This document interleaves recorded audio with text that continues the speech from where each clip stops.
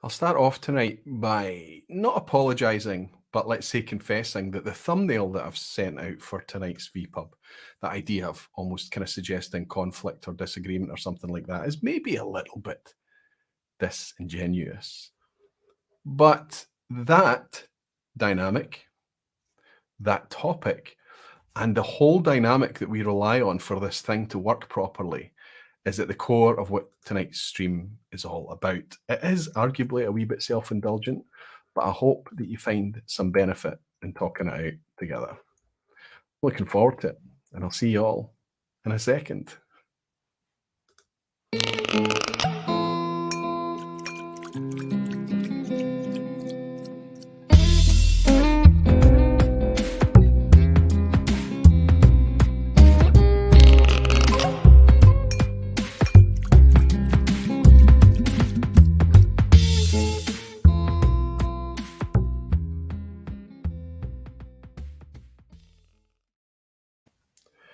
Hello, everyone. Hello, Whisky folk. Welcome to Thursday night. Welcome to the vPub. I hope you're all doing very, very well. I'll say very, very quietly that at the outset that I am struggling a little bit. On the other side of 2 vaccines yesterday, and I think it's taking its toll in the background. So I'm going to try and take it easy tonight. But I'm in the mood to hang out with you guys, regardless. I'm looking forward to it. Watchman 999 Greg is suggesting looking forward to the fisticuffs. You should know better than that, Greg. It's nice to have you in, buddy, but there will be let's hope that there's no fisticuffs, at least. But we will be talking about some topics, some things that are a wee bit crunchy, a wee bit reflective, a wee bit contemplative. Some might suggest that it's a bit self-indulgent, but if we don't ask these questions, who's going to ask them? You know, we need to kind of look at the thing, understand where the value is, where do you get value, where you don't get value, where you're feeling you cheated, and all of these things. The trust dynamic that exists not just between myself and a fellow contributor like my guest tonight, Jeff from Gwhisky, a fantastic channel that I've been enjoying very, very much. I'm really glad to have him on the vPub later tonight. But also the dynamic that exists between us and you. And then even more on top of that, what exists between the community, how the community are working together. How many connections, how many friendships have you made? How many times have you read through the comments under a Whisky video and mined almost as much information out of the comment section as you have from the video that's been presented to you? So it's all of those things I'm going to talk about tonight, but it's not all about, look how great this is. We have to face up to some of the things that could be chinks in our value proposition. Discuss them, talk about motivations, and dwell on that whole concept of trust. That's the idea. Anyway, before I go into some important housekeeping tonight, there are super busy things happening in the background. It's a fantastic time, it really is. And I'm going to run through some of that with you. But before that, I'll spend a wee minute talking to the people who have taken the time to sit with us live tonight, jump into the lounge and welcome some of you beautiful whisky folk and dedicated barflies. Remember, if you're trying to get hold of my attention, just type Aquavite and I'll be able to interact with it because it's highlighted to me. If you're watching Facebook, thank you so much. But the chat that I'm interacting with and what I'm responding to in the comments tonight is in YouTube. It's the live chat inside YouTube. Welcome, everybody. David Evans is celebrating being a member of the Aquavite Barflies for 31 months. Trust yourself, respect your wallet. Aye, I like that sentiment, David. And thanks for your support. David is a barfly, and he, along with lots of other barflies, as well as getting access to the badges and emoji and things, they are keeping all of the Aquavite content these days ad-free. Everything that I've produced on the vPub for the last year or two is ad-free, and now the rest of the content, recycled reviews, whatever it is I ever put out there, I will not monetize. You don't need to sit through ads. North Coast Drama is here. He's a barfly. Good to see you, North Coast Drama. Hello, Aquavite and the barflies. I hope you're well. I am well, despite it. A wee bit of, I think I've got a day or two of maybe a mild temperature or something with the vaccine working on the background. So the pores will be very, very small tonight, but it's nice to welcome you in, North Coast Drama. Ben Whisky with Molly is here saying, oh, so many folks in here. Hello all. Hello, Roy. Ben, as long as you're here, my friend, it's wonderful to welcome you. I hope you're keeping well. Daniel Williams is here. Good to see you, Daniel, over in the Netherlands. And Gordon Fraser is here too, a bit closer to home over there in the east coast of Scotland. Gerben Blocker is also here. Gerben, I know it's Gerben, but if you'll permit me to just continue to call you Gerben. I hope that's okay. And he's saying, hello, Roy. Good to see you. It's good to welcome you. Hellswind is here. Of course, Helen. I hope you and Andy are doing very well. Evening, Roy from Milton Keynes. Always wonderful to welcome you here. Helen, along with David Owen, saying good evening, Roy. M. Karsten is pouring lots of drinks for everyone and saying good evening, guys. And Connor Williams is celebrating being a member for 6 months. Fantastic, Connor. Thank you so much for your support, my friend. Jim Whisky Novice is saying good to see everyone in. Jim, I'm looking forward to seeing you in Glasgow in a month. More on that in a few minutes' time. And Neil Trippers is here saying evening all, along with Ethan Sterner saying hello, Roy. Jimmy Jazz from the Northeast US is here too. Good evening, Jimmy. It's nice to always have you in here. And Captain Bamis is here too, along with John Drinks, Hellswood, and Paul Gibbs. Wonderful to have you all in. Helen, that's twice I've mentioned you and welcomed you. I think that's okay though, isn't it? Whiskey Straight Alice here saying evening all. Two of my favourite whiskey peeps, Aquavita and G Whiskey.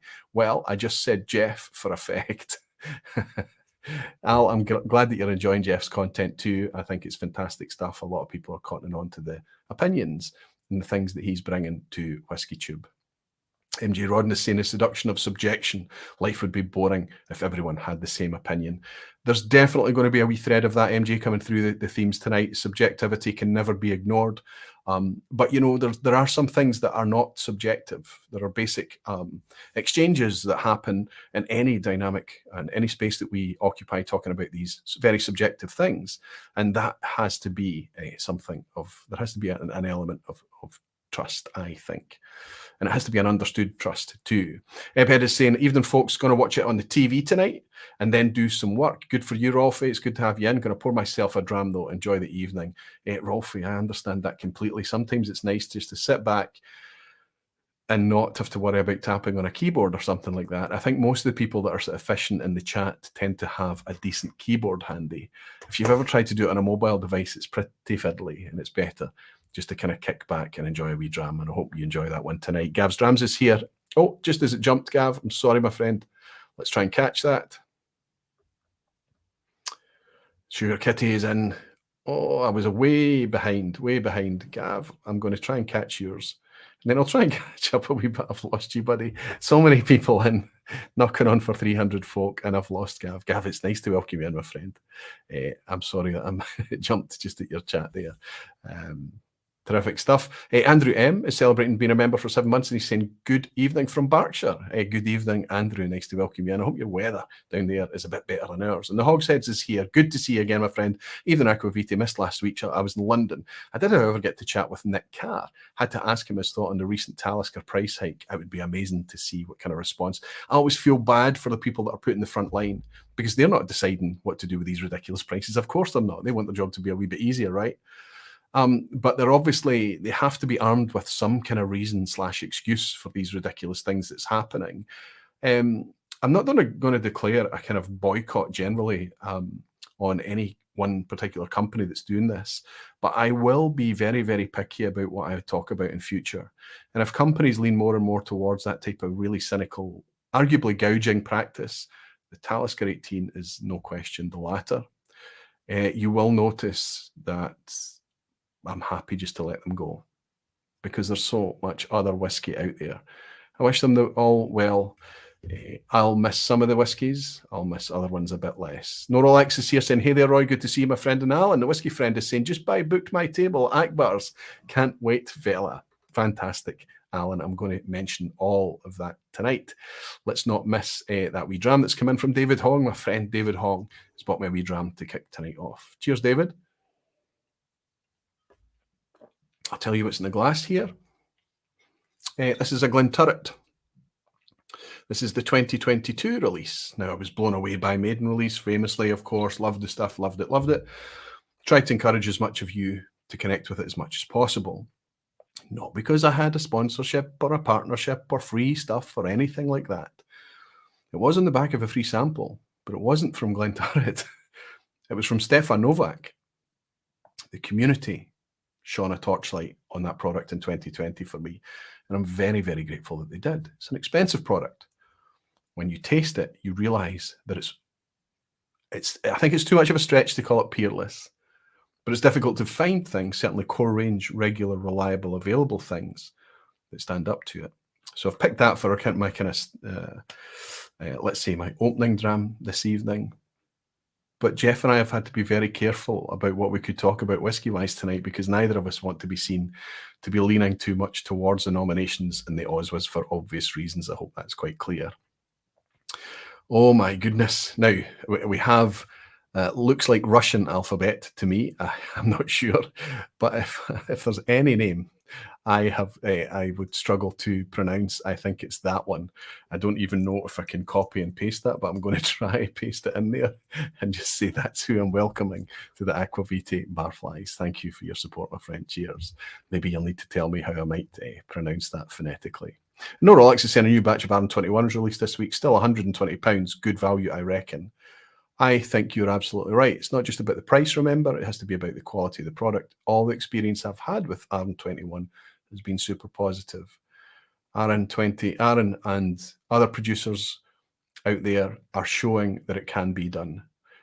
Charging £175 and north of that for an 18-year-old product, diluted, watered down and everything. It's just nonsense. It's really nonsense. Tim Hoekstra is saying Google translates Nikolai Nikolov. Fantastic, Tim. Thank you for your help. And Nikolai, welcome to the Barflies and thank you for your support. I do think I've missed a dram. Daniel Williams has bought me a dram. Yep. How much more in price is still good value? For example, at what price point is Lagavulin 16 no longer a good value proposition? How about Speyburn 15? Or Deanston 12? What is the tipping point? That is when it does get subjective. It's about your own means, isn't it, Daniel? It's about your perception, your engagement, what you're enjoying out those bottles and things. We're all going to have a varying degree of what that tipping point is. For me, for Lagavulin 16, it's a 16-year-old Islay single malt, and it's one that I have dearly loved for years. It's responsible and for my journey, you could argue, and I owe it a great debt. I'm not buying Lagavulin 16 anymore at £80. You could argue that that's just me being in a huff. You could say that it's petulance. But no, I'm telling you because it's now in a spot that it's got far too much attractive competition. It can't hold up anymore. I'm sorry, Lagavulin has gone.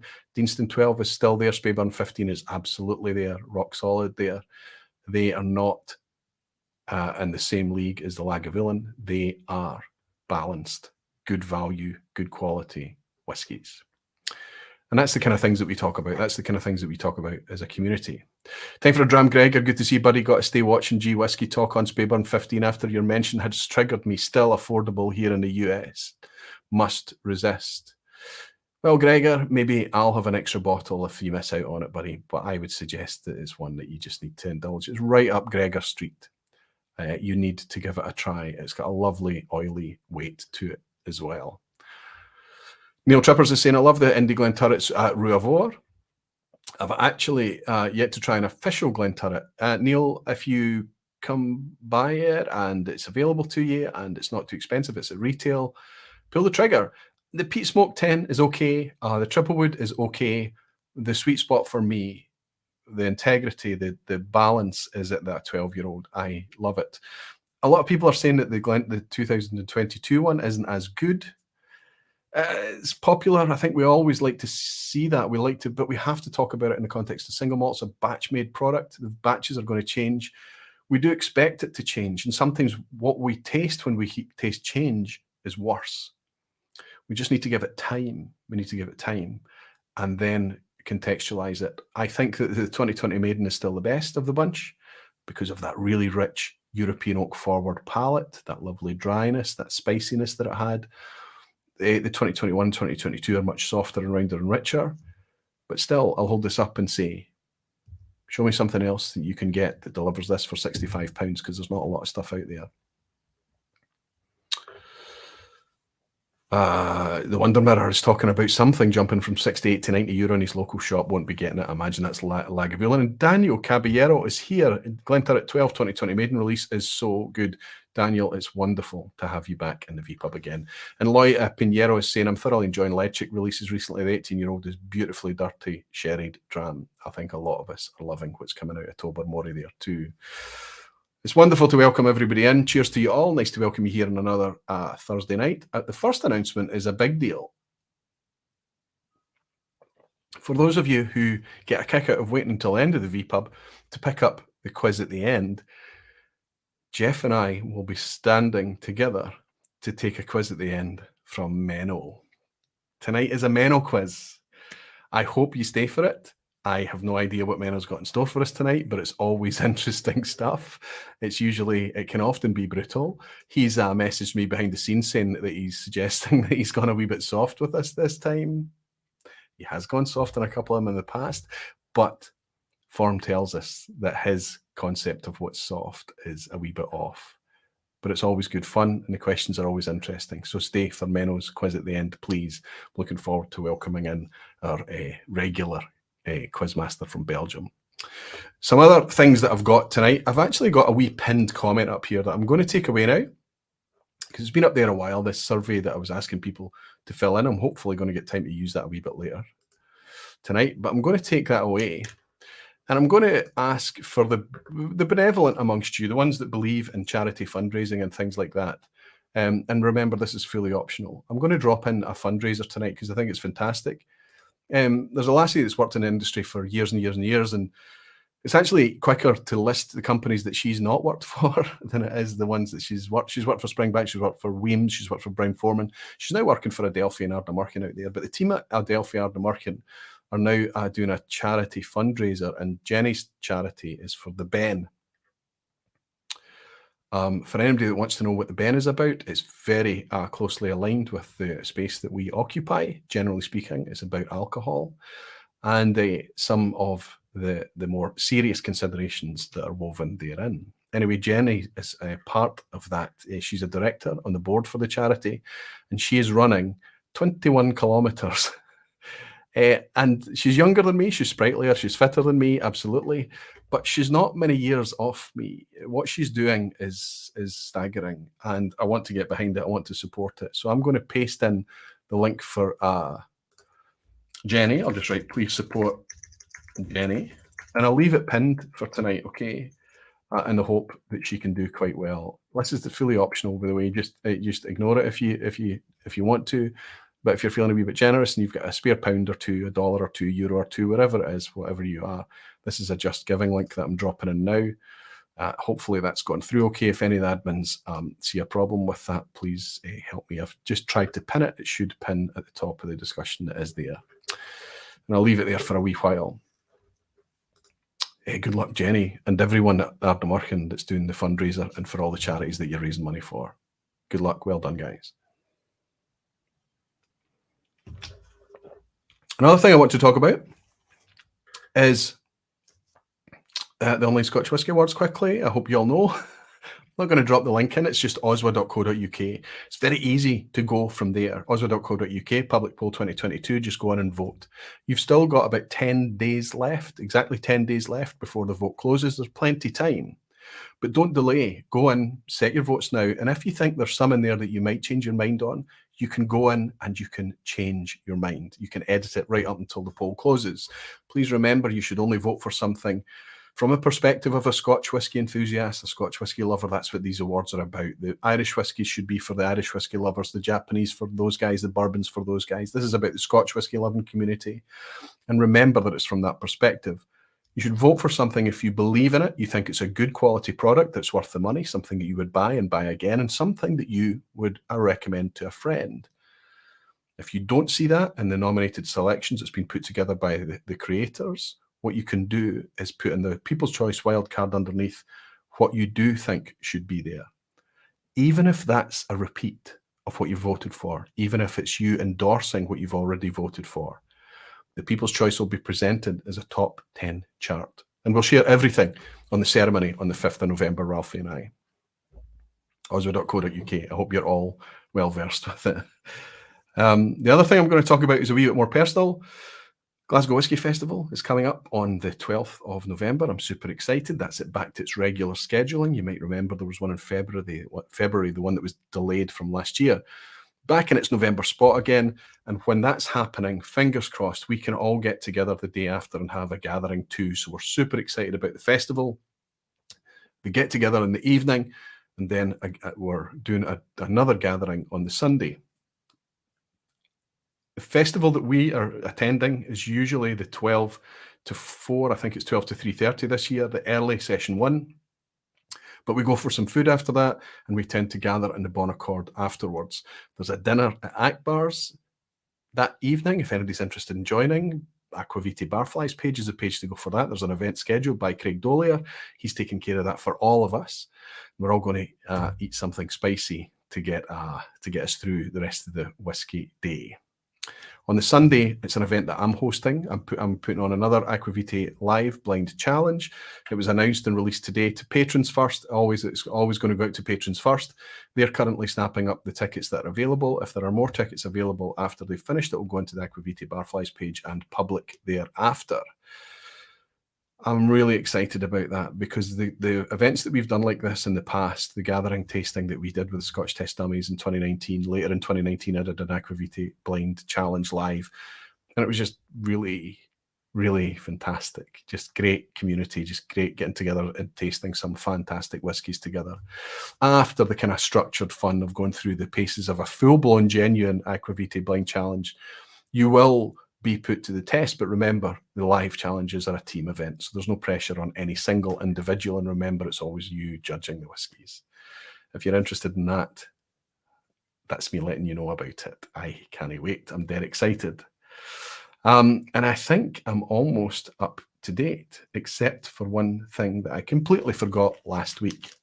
Remember, we were predicting the Oswas, and we've got people on to predict the Oswas. We got people from the people that weren't involved in the contributions, obviously, to predict what they thought. And I asked the community to get involved as well. People did an amazing job, and there was clear consensus over what we're enjoying. The comment section under that video makes fantastic reading, and it's something that you can mine for your own recommendations. But two of the commenters, Tom, Whisky and Wine Trails, and Gabriel Wilding, scored ridiculously high on the predictions and scored 8 out of 10. Now, I had this idea that if there was a lot of people tying on a score, I would just kind of call it randomly or whatever. But I've managed to find another set. I will admit that the second set relies on one or two of my second-hand coins to make it, but I'll put together another set of this for Gabriel and for Tom, Whisky and Wine Trails, so that they both get a set. Gabriel, email me whisky@aquavite.com with your address, and Tom, my friend, congratulations to you both. You guys too. You predicted 8 out of 10. Anybody that's wondering what these are, I'm getting a lot of pressure to get more of these into stock. They are not in stock right now. I am now in touch with the supplier to see if we can do something pretty quickly. But these are kind of glass toppers. So you pop it on the top of your Glencairn. If there's whiskey in your Glencairn, I've yet to pour. And you can just keep all the smells and tells inside the glass until you're ready to explore them. These wee nice Perspex coins are quite easy to slide on and off in a wee kind of one finger motion. Sorry about the clink and the noise there. And I'll put Gabriel or Tom's coin safely back in the back there. That's what these things are for. And that's what those guys managed to win. Anyway, I've got about 23 minutes in. What's going on? This time I just kind of jumped in and talked about the topic tonight and talked about my guest. This is a new channel. Gwhisky is a new channel. It's only been going a couple of years. In fact, I think he celebrates his 2-year anniversary in January. From the get-go, I was very curious. I was enjoying this output. And it wasn't because of the editing. It wasn't because of the glitz. It wasn't because of the punchy content. It was the pragmatic, matter-of-fact, down-to-earth justification and contextualization of every opinion that he shared, comparing it against other things, considering the value, considering all of the things that you would do if you were on a whiskey journey, seriously assessing each and every bottle. I started to support, and I've given Jeff, hopefully, a few good positive shout-outs over the years. I wanted to see this guy endure. I wanted to see him do more and more. He loves lists. He loves talking about individual bottle reviews. He loves being contemplative and thinking about whiskey.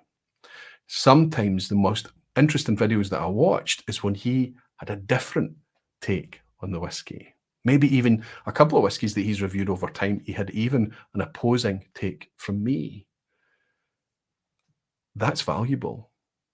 That's valuable to everybody. Over time, I kind of reached out to Jeff. We've spoken, we've chatted a couple of times and things. And we've always kind of kicked around the idea that you might be able to step behind the bar in the vPub. But the thing about Jeff, he's in Taiwan. He's a Canadian located in Taiwan. So it's right now something ridiculous, like 5 a.m. in the morning for Jeff. but he's here, and I'm very grateful that he's here. I'm going to reach out to Jeff from Gwhisky and say, Jeff, my friend, welcome behind the bar at the vPub. Good morning. Thank you very much. Good morning. Morning, Roy. Barflies. Can we just say at the outset as well, can we confess that this is your first ever time in a live stream? Yeah, so I've never done any lives on my channel, and I've never joined anybody else. So first live ever. So everyone, please be gentle. Well, we need to pour something, right? We need to welcome you in with something in the glass, and we need to talk about that very thing, because it's terrific that that's dedication for you, buddy. It's not just about how difficult the videos are to put together, how difficult it is to edit them, come up with original thought and content, buying the whiskies, all this stuff, everything. But when it comes to you doing a live, you're getting up at 5 a.m. in the morning as well. So that deserves a wee raising of a glass. So Jeff, welcome behind the bar, my friend. It's nice to have you. Thank you for your dedication. Cheers. Thank you very much. Thank you for having me. You know, honestly, the big ask wasn't having me wake up. It was having me wake up and be communicative. Like, I usually just kind of grunt my way through the first couple hours of the morning, but here I am, like, I had to, shoot through a couple coffees, segue directly into whiskey. We'll see how this goes.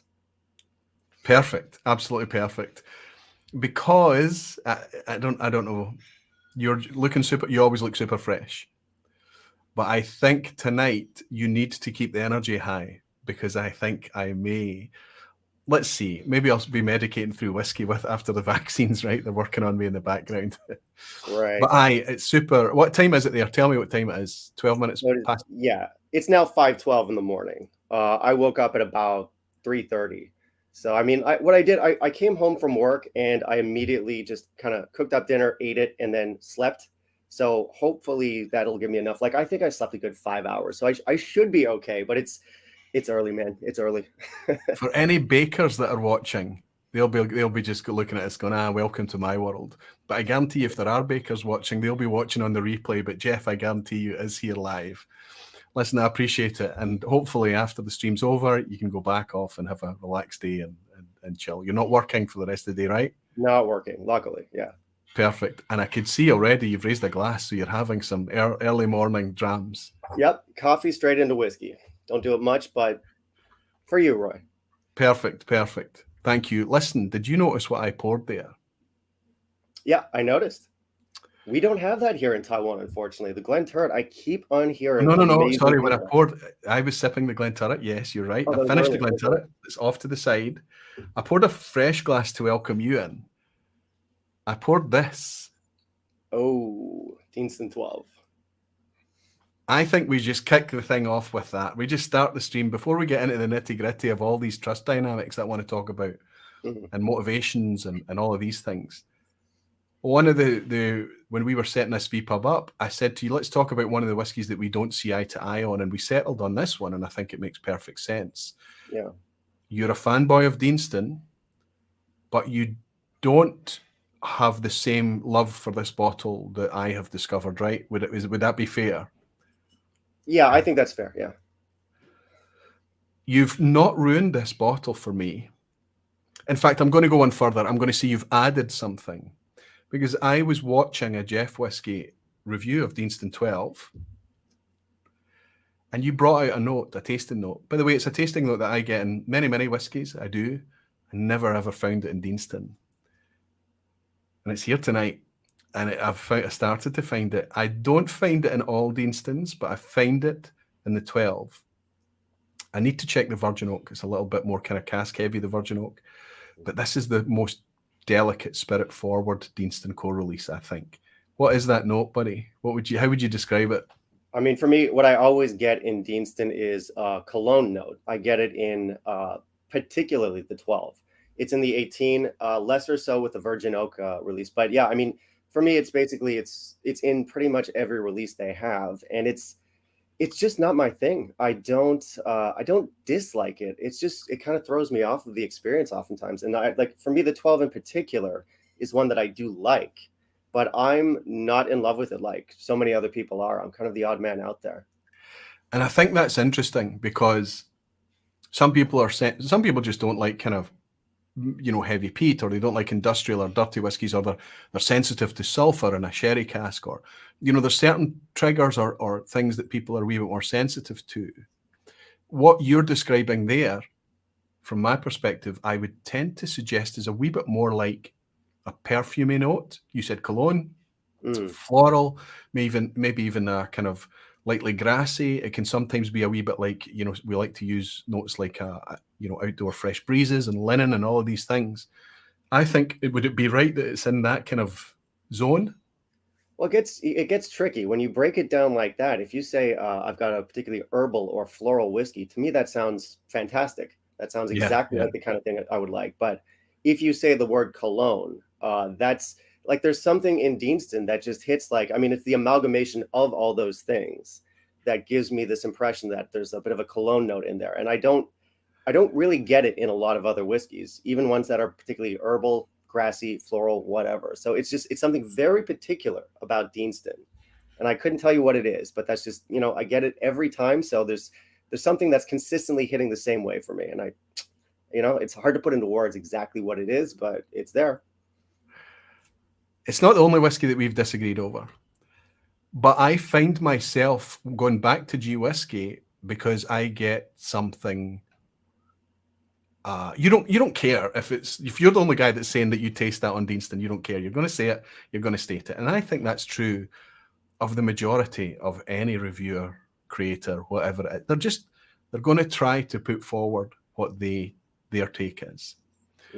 Sometimes for each other, some of the most compelling things is when something like that happens. What is it that Jeff doesn't enjoy about this whiskey that I'm shouting about from the rooftops because I think it's fantastic? I still do think it's fantastic. And then you're able to articulate it. Justification's the wrong word. You don't need to justify a subjective note, but you're able to articulate it. Do you think that increases the trust and the relationship we have as creators, and the relationship we have with our communities, or do you think that somehow do you think we should all be agreeing? I think it's an obvious question, right? No, yeah. Obviously, we don't need to agree in terms of like explaining why you have a certain opinion on a whiskey. Like I think a lot of people do appreciate that. And I think a lot of people oppositely don't need that. They just want the score and they want the sort of like basic tasting notes. So I think it's not just about the reviewer. It's about what the viewers personally are looking for from their, you know, from their YouTube content, from their whiskey tubers. So, I mean, like I like justifying well, again, justifying is the wrong word, but I like explaining why I have a certain opinion. It's all subjective. And if you disagree, that's fine. But yeah, I just, you know, you try your best to put it into words, and it doesn't always work out, but you try and be as articulate as you can. Yeah, exactly. You can only do best foot forward, best you can. Do you think there's an expectation on creating content, doing what we do, that we should somehow be experts? Again, that would depend on the viewer. There's plenty of people in the comments that are just, you know, they're fully aware that we are, well, speaking personally, I mean, you two, we're amateurs. We just like good whiskey, and we talk about the thing that we like. You know, there's that thing, you know, every reviewer and every YouTuber says, I'm not an expert. Honestly, I do think that's true. And I've even had people kind of like call me out and say, no, you know, because you're putting this content out, that somehow elevates your status. I certainly don't believe that. I don't have a great deal of experience compared to a lot of the people in my comment section. You know, some people are coming at me with, you know, 20, 30 years of experience. I've been drinking for 12. They probably know a lot more than I do, right? Absolutely. And even that probably quickly turns into a realization that it's absolute fact, because we end up interacting with our communities and it's demonstrated to us just how much experience there is out there.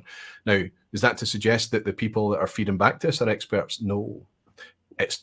But they are absolutely experienced. So I guess it's so much about that kind of, again, we're going to keep coming back to this kind of exchange of trust. What you've said there, it just leads us into our first question. And I'm being a wee bit lazy tonight. I'm going to drop the question underneath as a banner because it helps me so much easier to put the chapters in later so that people can skip ahead to the things that interest them. But the first question you've already started to talk about is that, what's your motivation? What motivates you? I imagine if you're the same as me or anybody that I speak to that does this thing, it's not to have some kind of elevated status. And certainly once you've been doing it for a while, that idea is quickly, you realize it's nonsense when you're learning from your own community that you're talking to. But what motivated you? I mean, I know, and I've talked about mine at length, although these questions will be pitched to both of us, by the way, Jeff. It's pitched to everyone. But this is an obvious one that people know about me, what my motivation is and what my origin story is. But what motivated you? You know, it would be very easy to just say it's an altruistic thing where I want to give back to the community or something like that. That's not the case. Listen, I buy a lot of whiskey. I drink a lot of whiskey responsibly. But no, I go through plenty of whiskey. My friends and I thoroughly enjoy it, and we spend good money on it. And part of what we do together is just kind of get together and talk about it. And for me, that's fun.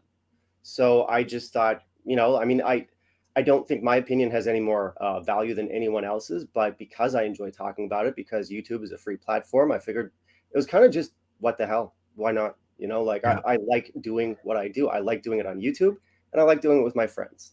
So It's passion. Is that too throwaway? Is that too... it's self-indulgent, but yes, it absolutely is a passion. I mean, we love whiskey, and that's why we're here. We wouldn't be here if it was some kind of like, you know, if the passion wasn't there, what's the point, right? I remember saying, "You'll never get me in YouTube. You'll never get me in YouTube."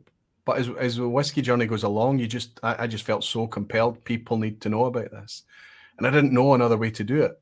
So I fancied it because I was in the YouTube community. I was enjoying being part of the community before I was a creator. So yeah, do you think passion's too strong a word, too weak a word? Do you think? Would you? No, I think it's bang on. I think it's passion. I mean, like, it's, if you like doing it, you do it often, and you talk about it, and it's one of the sort of like, you know, the main. It's what a lot of my friends and I gather around. Is what brings us together. So I mean, I have witnessed that's my passion passion. I don't on know what your it is. content. I've witnessed it on your stream. You've used words like horse piss to describe distilleries that you are actually a fan of. But Yeah, when they misstep and when they go in a direction that you don't agree with, what we're seeing there is not you being controversial or clickbaity. You're genuinely a little bit aggrieved. You're annoyed. sure. You know, you have to be invested in that. You have to be to step up behind the camera and say, "Do you know what?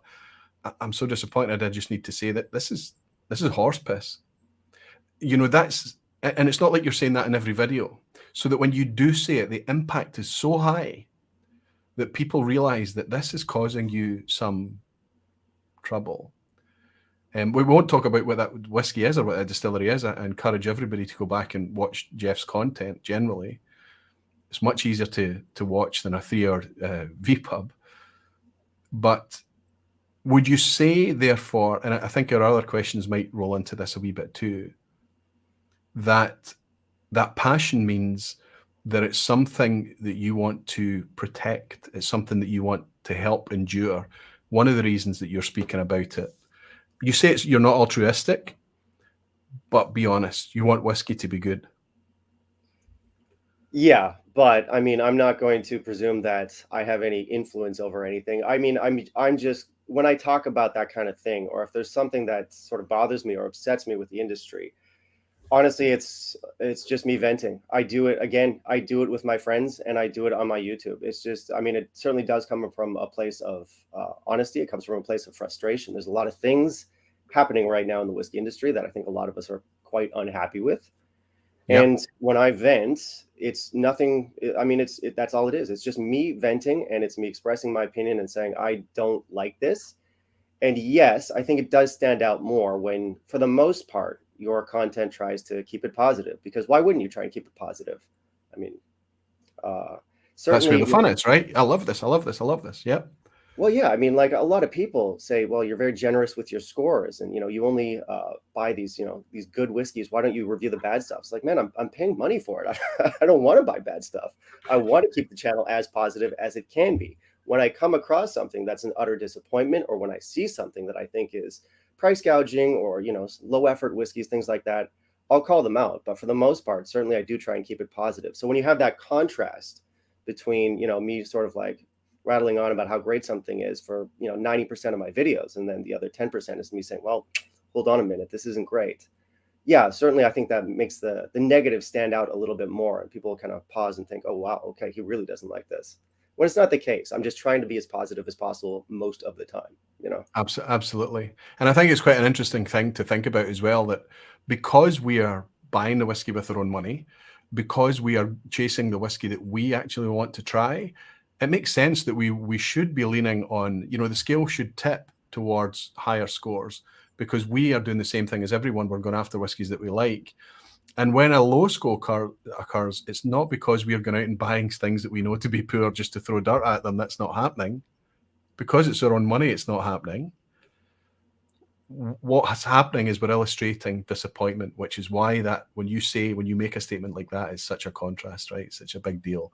Christopher Malloy is suggesting that one of the things, he's bought me a dram to suggest that one of the things that should motivate us is the groupies. But we don't talk about the groupies, Jeff, right? They're a secret bonus, yes. I'll tell you what, I'll brag all about them when I get them. I've yet to discover some whiskey groupies, Chris, but thank you very much for your drama friend, Chris Malloy. I think Chris is also a G whiskey watcher as well. Yeah. Chris is a great guy. Nick Gascoigne saying, which distilleries excite G at the moment and why? A good one to hit you with before we move on to the other question. What distilleries? Pick two. It's hard to do on the spot, I know. See, the thing is, we don't want to talk too much about what's happening with the Oswas, but if you're asking that question, I mean, I've been in love with Tobermory, more specifically Lejeune, for a very long time. I absolutely love what they're putting out. Roy got me onto Speyburn. I'm drinking Speyburn 15 at the moment, and I'm thoroughly enjoying it. I should be picking up the 18 at some point. I've had it before, but I haven't had the pleasure of going through an entire bottle, or, you know, owning a bottle and getting to know it really. So I'll pick up the 18 at some point. But yeah, I like my Lejeune and I like my Speyburn at the moment. Plenty more, of course, but yeah. Two good picks, and I'm looking forward to you picking up that Speyburn 18 and seeing how. And I think that obviously you're going to be tempted to compare it to its sibling in terms of price and everything. But certainly. And I've talked about that recently too. But I think both of them are pretty good whiskies. Next week, the vPub is going to be talking about things that I'm a wee bit disappointed that didn't make the Oswas this year. I think I've talked about Speyburn a lot in the past, so I'll skip over it quickly. But I think it's about time that something like a Speyburn was talked about.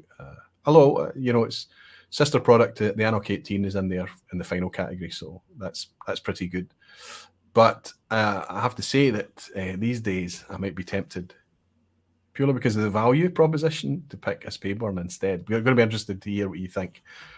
Obviously, I'm not trying to lead you there. Let's go into question 2 and say, do we feel the responsibility that inevitably comes with we can't hide from the dynamic, Jeff, that we're reviewing whiskey.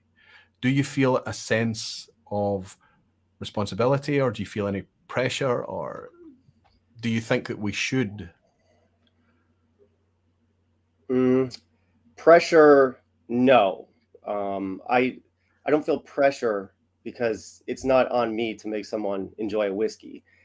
But that being said, I mean, you have to be a realist. You're recommending things that, you know, maybe you get along with something that's not going to be the case for everyone. I certainly have put out, you know, glowing reviews of certain bottles, and then people have come back to me and said, no, I don't like this. This is not good. It doesn't suit me. And, you know, some people are a little bit more blunt about it, and they say, you're wrong, you know. Yeah. This is terrible. And we exist in YouTube, right? Right. No, there's no getting around it. That's fine. Responsibility. I mean, no, I think it's a bummer. I think it's a bummer when I put something out there that I enjoy and people don't like it. But just being a realist, I think it's bound to happen. I'm sorry you don't like it. You know, it's unfortunate, but what do you want me to do about it? You know, like, shall I stop being honest with my reviews? If I like something, I'm going to talk about it. And if I don't like something, I'm going to talk about it. And my takeaway will be different from yours. And I think most people understand that concept. But certainly, you know, I understand if you're a viewer and someone gives something a glowing review. Recently, I talked about Bladnock 11. I loved it. I thought it was fantastic stuff. And a couple people, not just one. I mean, there were a few people that were quite disappointed. You know, there's a lactic note in there. It's not. Yeah.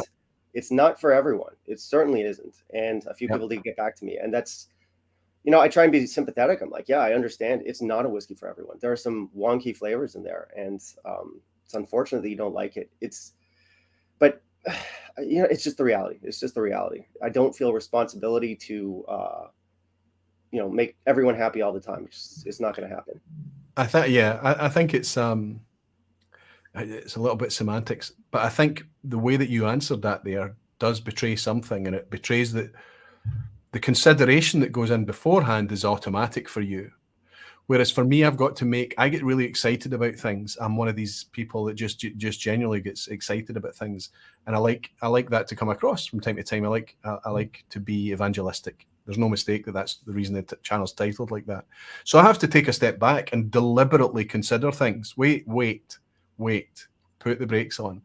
How much does this cost? How easy is this to get a hold of? What's the value proposition here? What's the real tale behind it? But it tells me, and I know from watching your comment as well, that from the way you've just answered that question, is that it's a given for you. You're already just kind of coming at this. And I think it's one of the things I've picked up from Gwhisky. I hope that the other people that watch you to agree with me, Jeff, is that there's a pragmatism with your opinion, and you contextualize and justify all of the things that you say, even the subjective things. I think it tastes like this, or it's like that because of this. I think, is that automatic or deliberate? I think it's just Jeff. Yeah, I mean, I don't think, I think you might be putting more thought into your stuff than I am. I just kind of if when it comes to whiskey, I think all my brain energy is put thinking about whiskey. right. Yeah. No, a lot of my stuff is much more just kind of visceral. Certainly I don't do sort of like, I don't review something that I've just popped. I do try and spend time with it, give it a certain amount of consideration, thought, you know, have a couple, you know, a few drams at different, you know, times, and see how my palate reacts. Like, I mean, you know, different times a day, all that stuff. So, you know, I do try and spend enough time with a whiskey where I think I've got a decent grasp on what I'm talking about. But certainly my reactions are certainly visceral. They're just coming out of, you know, how I feel about the whiskey. It's not like, how will this fly? How is this going to, you know, how will the viewers respond to this? You know, they're going to respond how they're going to respond. And I think, you know, most whiskey viewers, most people who watch WhiskyTube are pretty sophisticated people. They, you know, they're smart enough to know that it's just an opinion. You know, the fact that we have to explain, you know, I did a list today, and someone's like, it's sad that you have to explain at the get-go that is just an opinion. It's sad. And like, yeah. you know, well, I mean, fair play. I'm just covering my bases. I think most people are, like I said, very sophisticated. So, you know, they know it's an opinion. They respect that it's an opinion, and if it differs from theirs, then that's fine. Well, I think if you open the video with that, it also sets the expectation, and it helps kind of settle the mindset of the viewer to say, look, there's no gospel in this. And I think it's important, you know, not for people that have been watching WhiskyTube or reading or following whiskey or been around for a while, but somebody that's just new into the scene. They don't see all this complexity and subtlety. They just see what's good, what's bad. They're coming into it from a very black and white perspective, understandably so. I think perhaps you and I, when we first made our first few steps in whiskey, maybe had a similar mindset. Whiskey was not nearly as diverse and complex. And arguably, it's only got more and more complex as time's gone on. So I think it's right to open up your videos with that. So if I come on to the other question then, and that is, you've already touched on this. You talked about, you know, getting steered back from the comments. Do we feel that the comment section is integral to our value? I've got a take on this. Of course I do, and I've talked about it at length. But one of the things that's very, very super active in YouTube that doesn't, in whiskey, yeah, you get comments on Instagram, you get Twitter feeds, conversations happening on Twitter, you get blog posts with comment sections underneath, and review sites and things with the same. But on YouTube, it's a vibrant interaction that happens in the comments oftentimes. Yeah. So yeah, I mean, do we think that is integral? Absolutely. Sure. 100%. I mean, it's social media, so it's an interactive platform. And what I do with my videos, and I think, you know, my viewers certainly appreciate it, is that I do try and go through them. And not only do I read them, but you know, for the most part, I can't get through everyone's, but I do try and answer the majority of the comments. And it's not just me going through and being like, okay, you know, heart. I read what they're saying. and I take into account their opinions. And it's like, I like that interactive aspect. And I think, I mean, I don't know if the channel would still be going if I didn't have that engagement. Again, I'm not, this isn't like altruism here. I just like, I'm putting it out there to share with people. So I want to know that people are responding to it positively, negatively, or just at all. When people hit me back and say, this is, I agree, or I disagree, or, you like this, have you tried this? And I think, okay, no, I haven't. I mean, like, of course, that's all positive. Of course it is. Sometimes I have been actively led by my own comment section. More than that, I have been led by other channels' comment sections. Yeah. I'm not just talking about recommendation. I'm talking about how you state things from your own perspective, and then suddenly somebody holds something up that shows you a very clear opposing or differing perspective that you didn't even consider. Mm-hmm. And that can only come from a healthy, engaged comment section. And I know this seems very self-indulgent, right? But I think it's my way of being grateful to that interaction, to the community, to just say the lifeblood of what we do on YouTube is that reassurance, that criticism, that interactivity. And that builds through that discussion. I think it's a discussion that happens. I think it builds understanding or trust. I think it's real. You can see it in the chat here. Sandro Fazzolari is saying, good to see you in, Sandro. He's saying, I think Gwhisky is very methodical and scientific in his to-the-point style, which is useful in my opinion. Even Sandro is caveating his sentence with, in his opinion, clear, Sandro, and I would agree, it's a value that I've found in Jeff as well. So it's nice to get that positive feedback, but and I know that we get blunt, questioning, sometimes critical feedback too, sometimes in the comments, sometimes as direct messages, however it might work. But for me, I'm very grateful to I think that's good to have, because the dangerous thing is people that stay silent and walk away and don't say anything, and you've lost them. Yeah. They never spoke out why they don't agree with what you're saying or something. You understand it. They're just silent and they disappear. Whereas if they mentioned something, it could have helped you build on what you're trying to achieve, those motivations that we talked about earlier. Have you found that you've been guided by your own? Has it changed anything specifically? What do you mean, has it changed anything? I mean, okay, so I'll put it this way. Certainly, when I have people who disagree with me in the comments, that is a point where you kind of have to sit back and think, okay, why? And you can occasionally start to question yourself, and you might think, okay, like he says this isn't working here. This he doesn't like this note. Oftentimes they'll say, do you find this note in there? And then you go back and it's like, oh yeah, that was there. And they'll say, this doesn't work for me because of this. And oftentimes you can kind of feed off that and be like, oh, okay, I see where you're coming from, But no, going back a little bit, what I like the most about just having the comment section, having so many people sort of share their opinions, positive or negative, is that, I'm a foreigner in Taiwan, and I have a small circle of friends here. Some of them local, some of them foreigners, but we spend a lot of time together, and they're kind of like my drinking buddies. The thing is, you do reach a group consensus when you've spent enough time together, and that can become a little bit of, honestly, a little bit like an echo chamber. We kind of like the same distilleries. We're liking the same bottles. We do occasionally disagree, but certainly less so. When I'm on YouTube, like, these are not people that I'm accustomed to drinking with. They have completely different palates. They might be on the other side of the world. They eat different food. They're awake at different times. I mean, like, it's a whole world of whiskey drinkers out there, and they'll interact with you in a completely different way than your friends might, especially if you're in that sort of echo chamber where you're always seeing the same people. That's interesting, super interesting, because I think there are dynamics that exist within YouTube and everything that we do in whiskey, and I don't think it's unique to whiskey. I think it's going to be outside of whiskey too. But the last question before I go into taking some direct feedback is from the poll that I put out earlier. is this exact thing. And it's something I wanted to ask you, because I think it's something that we should be super mindful of, right? Is the collaboration, I mean, I enjoy watching your content. I've declared such. I know that you've been in the vPub before. I know that we watch each other's content. And I know that you watch Sean from Whiskey Lock.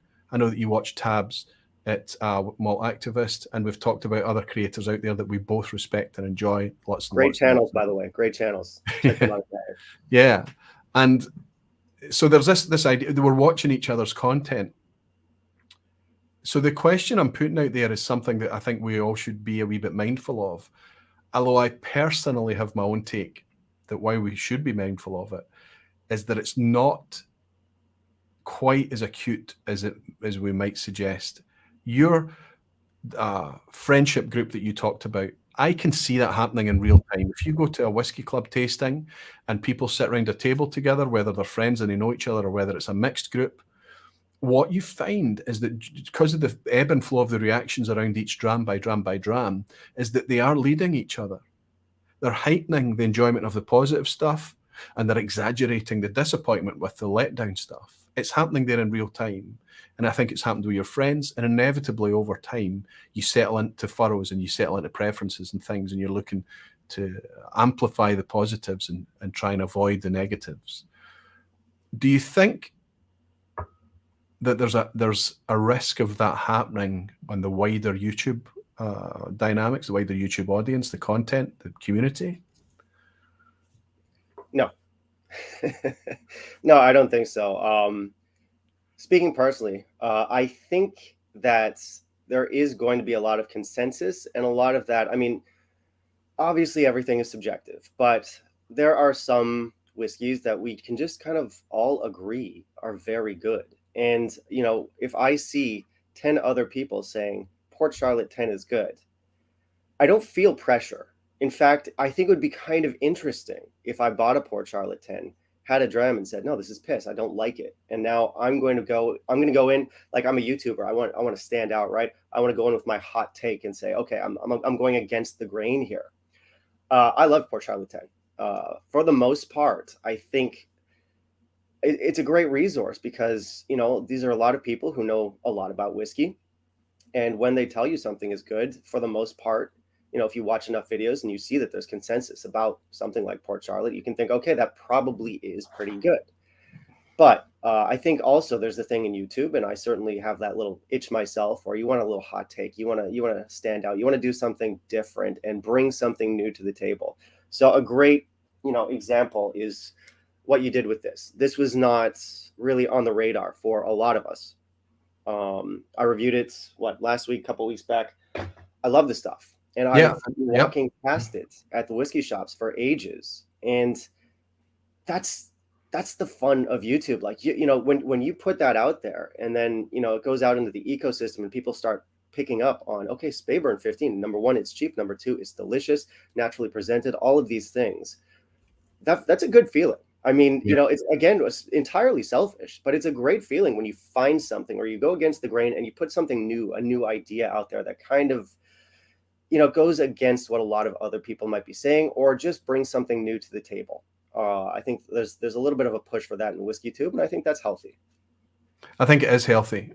Doc's made an observation here. Macallan Fine Rare is saying, from a psychological standpoint, homogenization is totally inevitable. Wonderfully, Doc, as if you've been prompted. We disagree, and that's why it's perfect, because we, with that point of disagreement, and Doc and I are friends, we're good friends.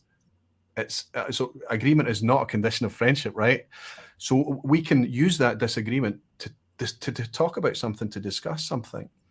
You have made the point, and I back you up on that completely, that we are very aware of the echo chamber dynamic in YouTube. And I think if we go around our peers and hear and repeat and have the same opinions as those guys, we have to even be able to justify it in our own way, contextualize it to our experiences. Because you mentioned hot take and things like that. We're all looking for original content. Yeah. We're all looking to bring a value. We're all looking to justify our voice and our place there. And we're all, because of the passion that we talked about earlier, we want that to come across in a way that is somebody can pick it up, a bit like the dynamics around the shared table and the shared friendship groups. Somebody can pick it up and say, wow, and reach that point of consensus that you touched upon, because that is a good feeling. It reassures you that you're tasting good whiskey, and it reassures everyone that finds that consensus that there's good stuff coming here, there's trust coming here, they're recommending good things, positive experiences. So homogenization is something I believe we need to be aware of, but YouTube and its slightly competitive nature, and it's very open and public nature, because of the comment section, because of the likes, because of the view count, the sub count, everything. It's so transparent. We want to have original thought. Would you? I don't even need to ask you this question, but for the sake of what we're talking about tonight, I think you agree, right? Yeah, absolutely, 100%. I think that you're good, and I know that it's going to be like, yeah, just me just talking about how good a Channel G whiskey is all night, but you know, when else am I going to get a chance to do that? Maybe I need to use this comment section in there more. But I think that you have got that concept of justifying. You don't need to justify what tasting notes you're picking out, but I think you do need to justify opinions, why you've come to this score, why you've come to this value appraisal. What have you? And every time you contextualize it and you do that, I think it's sometimes missing. It's not enough to say yes and give it a score. I think you need to say, I've compared this to X, or I experienced this. And I think that that's something that is consistent. I don't think you plan that. I think it's just instinctive. Yeah, actually, I kind of want to do that more, where you bring out other bottles. I know Jim over at Whiskey Novice, if you don't Yeah, I like was that, or thinking if of you you. like this, try this. That's such a great idea. And I think, it's not just, everyone's buying, if they're watching us, they buy plenty of whiskey. They don't buy a single bottle. So when you offer up other bottles that might be comparable, or might contrast what you're looking at in your video, then I think that's just added context. And I think that's something that's really useful. So it's not just you look at a bottle and you say why I like it or why I don't like it. How does this compare? Like Speyburn, for example, I'd love to get the 18, but also I'm going to hold on to this bottle. I'm not going to finish it off, because I do want that sort of contrast. I think, Yes. it's a good thing to have in your videos, certainly. Yeah. And I think it's a good way of explaining where the whiskey sits in the landscape. Yeah. And that inevitably brings in a discussion of cost and value, and all of these other things associated by going through that exercise. Absolutely. And I think you're absolutely right that more folk need to do a Jim Whiskey Novice thing and do the comparison thing. Underneath recycled reviews, underneath Dramface articles and things like that, we are very, very deliberate about searching for other trusted output that we can link to, so that it kind of releases a little bit of that responsibility to say, look, we understand that you're going to read a lot into what we're saying here. Please look at these other places for alternative input. Sure. I get criticism from time to time, Jeff, that that's a silly thing to do, because I'm drawing attention to competitors and I'm competing for minutes watched. What's your take on that? Listen, I mean, I like that there's a little bit of healthy competition among YouTubers. I think that's fun, and we always want our hot take. But no, I mean, why wouldn't you? I mean, it's a whole community, and like you said, that does alleviate some of the responsibility. If I say something is great, but somebody else either doesn't or does, at least when you look elsewhere, that gives you more context. It means you can make a more informed opinion. And beyond that, I'm happy to sit in my little corner here in Taiwan and just pump out my own videos. But I love that there's a really good sense of community within WhiskeyTube. And I think you're largely responsible for that. But it's just one of those things where a lot of channels seem to help each other. They coordinate, they cooperate, they discuss, and it's a wonderful scene to be a part of. You were mentioning we had a talk the other day where you're talking about how there's like drama, there has been drama over on BeerTube. I'm not a big beer drinker, but there's been drama in BeerTube. We don't have that here. We don't need that here. It's mostly collaborative with just a little peppering of competitiveness, and I think it's a great place to be. I mean, I don't see why you would have a problem with other people out there putting out content. Why would you? Why would you? There's no sense. Yeah. I have to mention that I'm not a beer tube watcher. Years ago, when I did drink beer, I, much in the same way I kind of drifted into watching whiskey on YouTube, I was watching beer content. And there was a nastiness or a narkiness or a sarcasm existing between channels. It was interesting that some of the dynamics, because they would do that and then they would link to the videos that they're talking about. So there was an interesting spin on the whole collaboration stuff too. So whether it was, maybe that I'm was not suggesting it was intentional, staged. I think there was needle there, genuinely. But I think one of the things that I'm really precious about is that community spirit. You know, often I've had discussions in the past about that word community being weaponized and things. I think it's only weaponized when it's used out of context. If it's a brand talking about their amazing community when it doesn't actually exist, then that's disingenuous. But what other word would we use to describe our place? It is a community. There's no alternative. So until somebody shows me an alternative, I think we have to use that. Jimmy Legs bought us a wee dram, and he's saying, Roy, you have only one issue. You're way too nice and polite. Wait, he's saying that's two. Jimmy, I'll be polite once more and I'll say thank you, my friend, for your terrific, generous dram. Cheers, Jimmy Leg. I also would suggest, Jimmy, that very occasionally the veneer slips, and I do have to say some things that are a wee bit awkward or difficult or challenging to say, but I hope that because I prefer being polite, that when I do go into that space, it's because I feel a bit like Jeff and his horse piss comment. I feel aggrieved, and I think it has to be tackled and it has to be talked about. Whiskey with Molly Ben is saying, no nonsense whiskey was my first experience of Whiskey Tube. Great to see Vin included in this year's Malt Whiskey yearbook. Oh, terrific stuff. I don't have the yearbook yet, but Vin, superstar to be in there. So I don't know who's included yet. I just saw his Instagram post. Yeah. I missed it. Vin and I are pals. We've spent a lot of time. I remember the first interactions that Vin and I had, and you would think that I'd approached him and he was suspicious and everything, but no, from the get-go, Vin was my 11th subscriber. Oh, wow. Yeah. And he's always he has a little smirk on his face when he thinks it, because Vin was an established channel when I started out.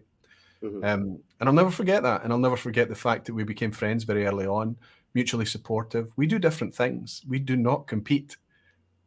Like so many of the channels out there, I think there's an argument that we complement, or we try to. I think that's that should be the post. Listen, what do you think? I did this. You saw that I put out a poll, and I know that you and I have agreed to do this fresh, to keep it fresh, so that we are reacting ad hoc tonight, so that we're not none of this is scripted, Jeff. Let's just clarify that.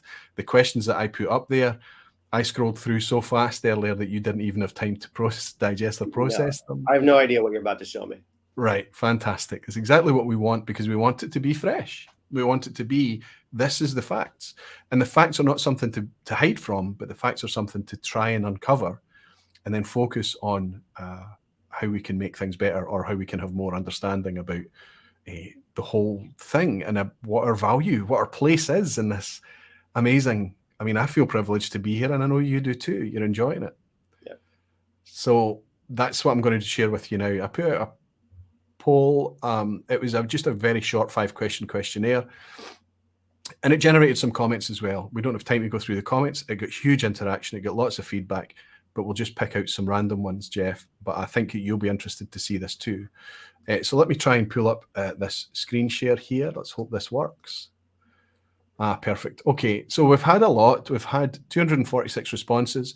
Bear in mind that this was only originally put out and today on YouTube, and the day before on my Patreon and the Aquavite Barflies page. So you're absolutely preaching to the choir with this poll. But what's the alternative that we put it out there to Joe Public, who don't even know what I'm talking about when I talk about Whiskey Tube?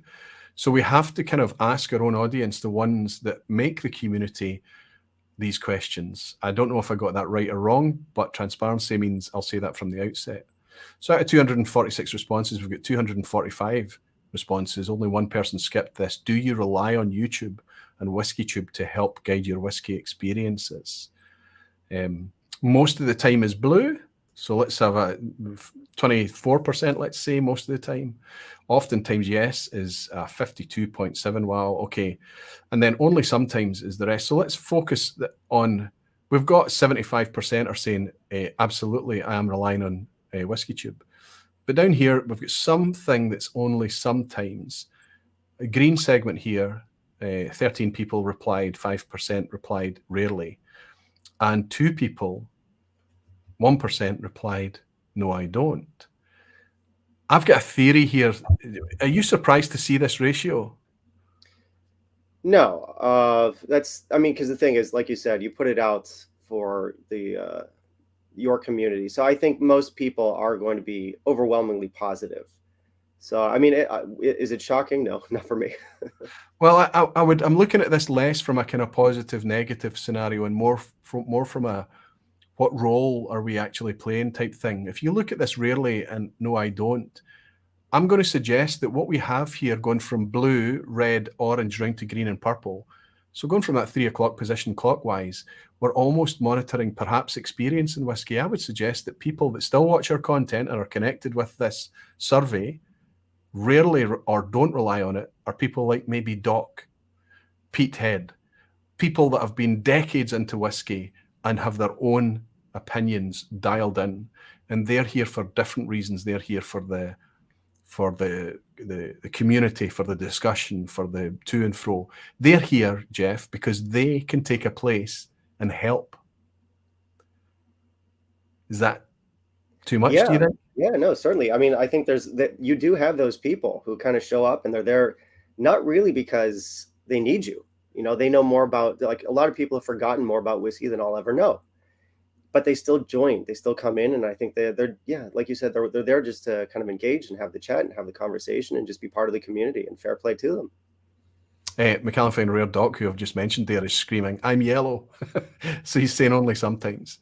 So despite being a couple of decades in, he can still look to YouTube for guidance, I guess. The second one I asked is, do you ever feel let down by Whiskey Tube guidance? This is a positive, negative thing, absolutely. There is a remarkable amount of people, 9 people from the 245 that have said they often feel let down. But the rest of it, the purple no is 13%, 54+% saying rarely, and the orange is saying only sometimes. Nobody has come out and said, yes, I definitely feel let down. So we're more or less doing a good job. We're either really letting people down or we're not letting people down. But again, there is still a dynamic there where some people have felt often let down by what we're doing. That I struggle to see how we could improve, though. Do you understand? Yeah, I mean, that's the trouble when it's opinion. What are you going to do about that? I mean, it's interesting to look at these charts, but the takeaway from me is, okay, what can I change? How can I improve? I mean, how can I improve my own opinion? Or how can I change my opinion in such a way that it's going to suit everyone? It's just not going to happen. It's not realistic, right? Best foot forward is all you can do. Exactly. And it falls where it falls. I mean, that's just it. Jimmy Legacy and Aquavita, you have plenty room for improvement. Thank you, buddy. And Multi-Mission is pointing out a good thing about the diversity. I don't know about you, but I'm here for the middle-aged dudes posing as groupies. I think we do need to take active steps to make it feel far more welcoming for anyone who feels like they might want to step in. It'd be interesting to see what more we could do there. I'm certainly mindful of it constantly. And Whiskey with Molly Ben is admitting that he's only here for the PowerPoint presentations. Listen, we'll keep it quick. Do you feel Whiskey Tube has your best interests at heart? Hugely. This is encouraging for me because this is the community that we rely on, Jeff. 64% say generally and 27%. So we're way up at 90% people say yes, definitely, or generally. Very few people say no, I don't.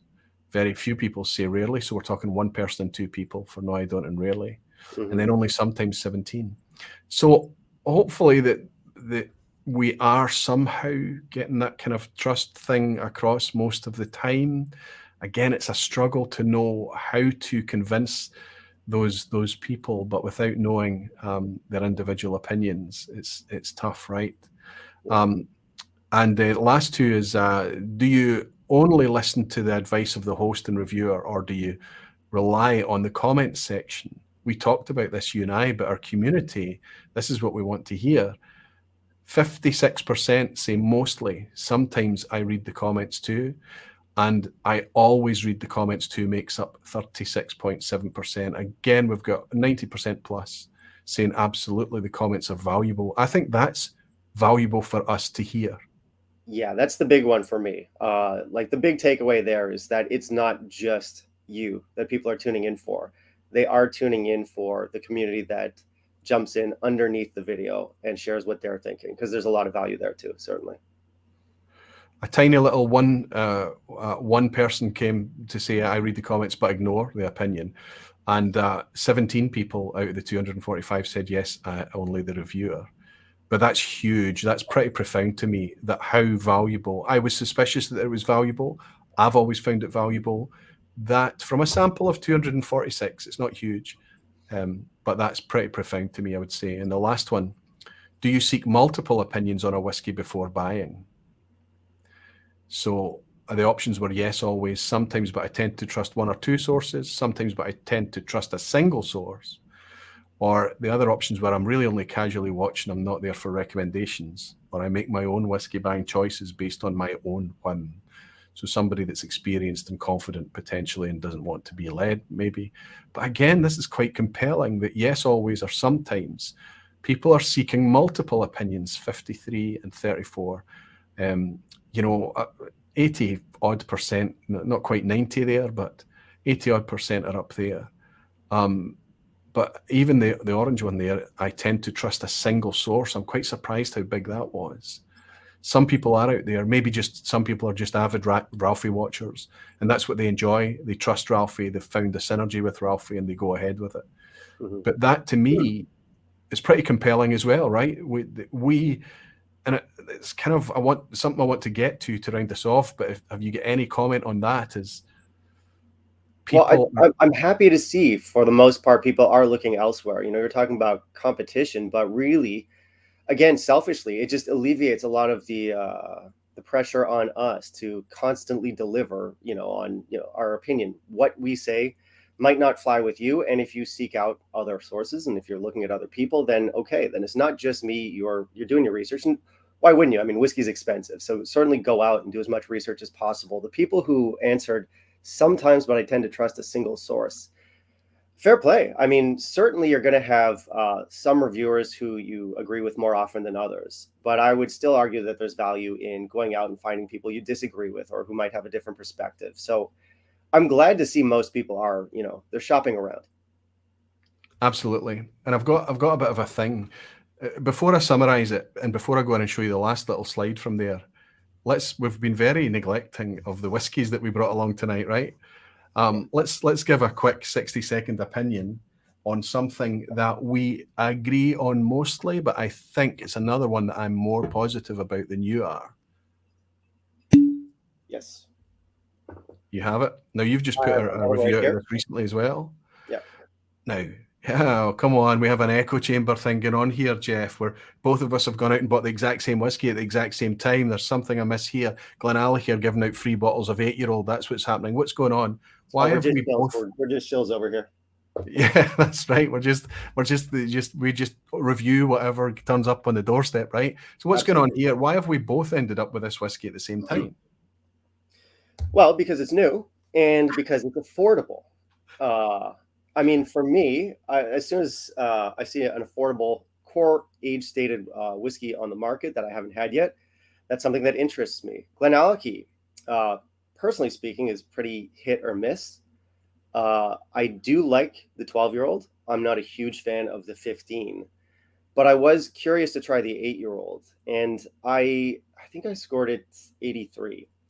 So I like it, but I don't love it. And there were a few things that just didn't really click with me. I still, even at 8 years old, I still found it a little bit too cask forward. I think we both generally agree. We've talked at length, I think, on both topics. The price, the natural presentation, the affordability, the attraction there of that whiskey, the fact that they're getting this colour into and being able to put natural colour on a label at 8 years old as well, fantastic. But we both know, and people love this whiskey. People love Glenallachie. It's super popular because people love the style. People often love cask forward flavour. It's just as legitimate as any style of whiskey. But people need to know that that's what they're getting into when they buy a Glenallachie, that it's mostly a cask-driven story right now. Until, by the way, I've tried the 4-year-old. I'm now trying to get a bottle. It's far too expensive for a 4-year-old whiskey, but it's got something there that we're really attracted to, and that's Billy Walker's spirit. This is inherited spirit up until now. That 4-year-old has come out as his spirit. It's going to be really difficult to get. I managed to try some at the Bonaccord, and I knew on one glass that it's something I wanted to have. It's completely different, not just because it's peated. I think this 8-year-old, Jeff, reminds me so much of my experiences with the 10-year cask strength. I think it's the closest I can compare it to a kind of a younger, by 2 years, of course. But the cask profile, the kind of flavour profile, the proposition, to me, is like a 46% version of the cask strength. Yeah, I would agree. I like the 10 more, but I don't know what the case is in the UK, but here in Taiwan, that one is getting snatched up and the prices have gone through the roof for the 10-year-old. It's very popular here. I used to buy it for a very fair price, and now it's doubled, almost tripled here. So, I mean, it's not something I'm going to be buying moving forward. So that was part of the reason I bought the 8 as well. I would take the 10. I do like that added ABV, and I do think there's a little bit more complexity in the 10-year-old, but I do think that the 8 is a nice alternative, and certainly price-wise, it's a much better price tag. So yeah, I mean, again, this is one of those things, like, if you like Glenallachie and if you're a fan of that style, there's going to be plenty in the 8 that you're going to enjoy. I like the 12. I think I would pay the extra, it's a few pounds more. I would pay the money, but if you're a big fan of the 10 and you want a more toned down, affordable version, absolutely go check it out. I think, it's well made. I certainly wouldn't say it's not well made. I should also caveat my opinions with, it's been a long time since I've had a 12. The 12s that I've seen on the shelf recently are considerably darker propositions than the 12s I was buying when it first came out. That 12 is all over the place. It's all over the place. Certainly, towards the beginning it was much lighter. Now it's, it is a cask dominated whiskey. So when I say the 8 is too cask dominated, and then I turn around and say the 12 is great, completely cask dominated. But I think the layers and the age, and I think we just have a little bit more sophistication, a little bit more things that we can dig into in the 12. It's a similar style whiskey, but I just respond to the 12 more, and it's again a matter of preference.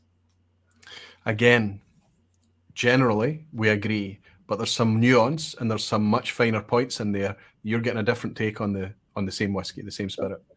And it's a nice way to address that idea that all these channels are getting the same whiskies at the same time. The Speyburn, there is definitely a dynamic happening there where I've led you, you've picked it up, but there's no way that Jeff from G Whisky would stand up and say, I love this just because Roy said that. That's ridiculous to consider, and it's not happening. Please never think that. And if we both buy Glenallachie 8 at the same time, that is not because somebody at Glenallachie has given us free whiskey. It's because we're curious and we're chasing flavour, and we're also chasing flavour to talk about. Our buying habits are governed by the channel. That's something that we need to consider. I think you and I would have a lot more independent bottles on the shelf if it wasn't for the channel. Would I be right? Yeah, so I do have a peppering of independent bottles in there, but for the most part, I mean, like, listen, the channel, it's expensive. It's not expensive to make or do, but when you have that much whiskey and you're going through that much whiskey, I mean, thank goodness I have my, circle of friends where, we split bottles together. I'm lucky enough to live in Taiwan, where despite being on the other side of the world from the UK, typically our bottles are cheaper than they are in Scotland, which is odd, but I'm very privileged. Like, I mean, I'm from tax Canada. thing. I imagine. I'm not sure. Yeah, it's tax stuff. But I'm originally from Canada. I came up in Montreal and Quebec, and I mean, I'm sure you have all the Canadians in your comment section, carrying on about price, and it is absolutely brutal. So yeah, I mean, I'm very lucky to keep the channel here in Taiwan, or to have the channel here in Taiwan, just because it's probably the most affordable place in the world to have a whiskey channel where you're going through so much stuff. Yes, I would certainly have more independent stuff. I would certainly have more obscure, quirky, interesting bottles. I do buy what I want. I Yeah. don't buy things that I think are going to be bad, but am I influenced by what should or what would work on the channel? I'd be lying if I said no. Absolutely. Because you can only valuably talk about something that other people can connect with potentially and share with you. That's kind of what it's about. It's like there's no point in talking about how amazing a whiskey is if somebody's just going to be vicariously enjoying it time after. It's okay to do that occasionally, but time after time after time. Yeah. So, I mean, like I've got a bunch of, there's a Glenlivet 13 cast strength. I think I've talked about it before. That's a Taiwan exclusive. It's cast strength, Oloroso, 13 years. Beautiful stuff. I wish people had access to it, but they don't. So talking about it on the channel, I mean, I'm based in Taiwan, but very few, like 6% of my audience is here. And most of them are going to be, States, Canada, UK, Australia, right? It's English speaking world. So why would I talk about that? It doesn't make sense. I'm not in it just for views, but I do want I want a connection where people can access the whiskeys that I'm talking about and share their opinions or share their thoughts on it. And if they simply can't do that, then what's the point? Exactly. It's a very deliberate thing that I talk about. It's not whiskey till it's shared and things. I know it's very kind of, chintzy and things, but it's meant genuinely because of the elevated experience we have when we can share whiskey. Sometimes we get an elevated experience over sharing disappointment in whiskey, let's be honest, but that's not that would quickly wear you out if that was our thing is the flavor chase. Our thing is the next new experience, the next thing that we can engage with. Jimmy Legacy, and it's funny how often the 15 to 18-year-old whiskies are a disappointment compared to 10 to 12-year-olds. I would need to think about that one a wee bit longer, whether I could agree with you or not. 15, 18 is still the sweet spot for me, Jimmy, but I think the price point these days makes it harder. The whiskies have got to work harder to bring the payback for you, haven't they? Kilted Drama is saying eyes are stingy or stingy. I think he's saying stingy. He needs to go off and rest. Maybe you've been for your flu vaccine like me as well, buddy. And James Morgan is saying, was it really 130-hour fermentation or longer in the taste? Absolutely. What I tasted in that new, I assume you're talking about the 4-year-old Glenallachie rather than what I've got here, because at 8 years old, it's still pre-Billy Walker. You mentioned Bladnoch with the lactic notes earlier. Bladnoch to me is a fermentation forward whiskey because of that lactic note, because of the super ripe fruit, because of the bready notes that's in there. Things that you tend to associate with the fermentation side of whiskey. That's what I was getting out of that Glenallachie, James. Good to have you in, James Morgan. Listen, I'm going to show the last slide before I get you to draw some random comments out. Just for interest, this is probably the slide that gives us the least amount of kind of useful feedback because it's just such a spread. I asked people why they watch Whiskey Tube, what's important to you, and they came back and they said, look at how evenly spread this is, right? There's not much in it. Guidance and recommendation. Well, let's go from first. What came first? Education and information came first. Then entertainment and fun came second. Guidance and recommendation came third. And community and fellowship came last. Something else was answered by 5 people. I would love to know what I've missed out there. Yeah, that's a serious one, isn't it? I'd love to see what's in there. Yeah, they're getting something else out of it. That would be very interesting. Maybe it's in the comments, right? But what I can do is I can jump into those comments now, and I hope that everybody can read these. Can you kind of read that? It's not important that you do. I don't want anybody to read it necessarily, but this is the comments I've harvested. I have not read these, but what I have done is tried my hardest to clean out any names that I'm maybe not permitted or allowed to share. I didn't ask anybody's permission to do this. But what I'll do is I'll randomize this on screen right now, and then ask you just between 1 and 67. We've got 67 comments. I'm sorry, I know that we'll have a lot more than that now. I cut this before we went live tonight in order to prepare this sheet. I know that there will be more comments. I will go in and kind of read that back. But let's randomize this, and you just give me any number, Jeff, between 1 and 67, and we'll pick it out, and we'll just take it as it comes. Let's do 44. 44. Be a nice one. I find I only tend to watch a few whiskey YouTubers, and I find I tend to gravitate more to ones who seem more honest in their opinion and are willing, I imagine that says, to speak their mind, e.g. Ralphie.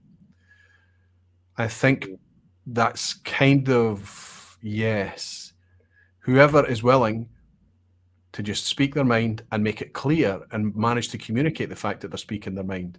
That's an obvious take. Give me another number, Jeff. 17. It'd be nice to get a crunchy one, wouldn't it? Mm.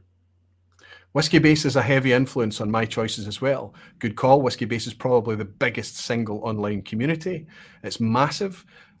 I'm often shocked or amazed how much Whiskey Base disagrees with my take on things, but that's the way you're going to do it when you put it out to the whole world. When it's a popular score, when it's a cumulative score, that's just the dynamics that happens. Do you use Whiskey Base, Jeff? All the time. All the time. I love Whiskey Base. And what I like about it is that I think for the most part, people in there are probably at least as experienced as I am. And they're a tough crowd. They're a tough crowd in Whiskey Base. So when they say something's good and when the score is high, that does mean something. If there's enough information, like if there's enough people commenting and feeding into it. But yeah, great resource, certainly. And again, don't just look at the score on Whiskey Base. Contextualize, go on and read the comments, read the individual reviews. The people who know what they're talking about have a way of using language that you know that they're in a spot that they know what they talk about. And it's sometimes interesting to read the different things. And what Jeff's touching on there, the consensus, look for the consensus when it comes to scoring. Give me another number, buddy. 5. Whoopah. My favorite number. I have a higher opinion of channels that are more transparent. If I feel something is being hidden, I lose my trust in the channel. So that's quite a subjective thing. He's saying if he feels something is being hidden, it's very rare for us to clearly witness something being hidden. But I think people, and because it's video, because it's our face that you see we're animated, you see our personality coming across, I think it's harder to hide, right? Also, Yeah. it's a legal requirement now, Jeff. If we take sponsorships, if we take paid promotions from people, we have to declare it. It's a legal thing. You're risking your existence by not doing so. Yeah, no, I think that's a big thing is people, like you need to be honest, you need to be forward, but you also need to be transparent about whether there's any money behind the scenes. I mean, I'm fully independent. I have taken bottles before, and I'm not like, I don't have a problem with channels doing that, but absolutely you should declare it. I don't think I'll take any bottles moving forward, just because I'd rather just keep it 100%, like unbiased, if you will. But I have taken, I think I had 2 bottles sent to me before, and this was when I was sort of like, a fresh faced channel, and I was like, oh my God, someone's paying attention to me, and they said, can we send you this bottle? And obviously, I send them an email back saying, sure, you can, but I'm going to declare that this was sent to me, and I'm going to give it an honest review regardless. But now that the channels, we're coming up on like 5,000 subs now, I'd rather just keep it as independent as possible. No one's ever offered me money. The thing is, I've been accused of being a shill before. I think every whiskey tuber has. I don't know if it's because I'm on the other side of the world in Taiwan, and I'm just sort of like in a different market. No one really reaches out to me. Almost nobody. Like there's this weird misconception that everyone's kind of like, if you have any kind of voice or any kind of say in the community, there's a bunch of brands running after you with, fistfuls of cash. I've never been offered money for an opinion. Like no one's ever tried to sort of skewer my opinion. Like I think brands would know better in 2022 anyway. So, but it's not like this thing where you put your voice out and you have a channel on YouTube and then everyone's just kind of chasing you down and saying, give this a good review. I do have bottles offered to me. Nowadays I'm declining those bottles. But in terms of what you're going to find is that you decline enough and the offers disappear. Yeah. And in terms of money offers, I've never had one. No one's ever said, we'll give you money. Can you say nice things about our bottle? Obviously the answer would be no. But I've had emails where people say, what are your fees? Oh, wow. Oh, wow. And I used to spend time, I don't have the time to do it anymore. And I used to spend time and go back and say, I don't have fees, it's free. However, here's how this thing works. And then you would end up in a discussion that they would be trying to get, and just so you work out, sorry, maybe I've not been direct enough. It's not going to work. If you've got a product that deserves to be talked about and myself and my community can get a hold of it, I'm going to find it and talk about it anyway, and my community will find it and talk about it anyway. Yeah. You're probably best. And I think there are people out there that have been doing that model for years, and they're well known to do it. They do it very, very well, and they do it in their own way. We've found another way, I think. I don't know if that's just no hate on the channels that do take bottles, as long as you're declaring it. And I think most responsible I know there are plenty of YouTubers out there who do take bottles. Like I said, I've done it before myself. Fair play if you're putting it out there. I mean, it is, like I said, we have a sophisticated audience. We have sophisticated viewers. If you tell them what's up, then they can, they can factor that in and decide, okay, is this trustworthy or not? But I mean, as long as you're telling them the truth, the transparency is what's key, so. Exactly. Let's do 2 more, and then we'll jump on to our next whiskey and then wind up towards the quiz. 2 more. Let's do 60. Right up the other end. You're much better than Siri at this. Picking out the random numbers. It's like with all kinds of reviews, you find like-minded people who you trust. In this case, Whisky Tube. Fantastic. Thank you very much. Let's go to the one next to it in case it's, I was hoping to pick up a couple of, do you know what I might do? I might just strip out all the names, just kind of do a cleanse of this so that I'm not kind of leaving any names in this document, and I might just share it so everybody can read all the feedback. And that might mean I'll go in and harvest the ones that were left after I took this snapshot.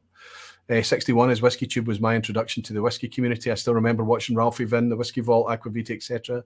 a few years back and wanting to be a part of that community of folk in the chat rooms. It was and still is such a great place to be amongst great friends. I love Whisky Tube from both sides of the camera. I'm going to suggest that that comment is left by a creator. Fantastic. Thank you very much. One more number, Jeff. 19. Come on, be a controversial one. Like most of YouTube searches, I look for the thumbs up, a number. Oh, it's a good one.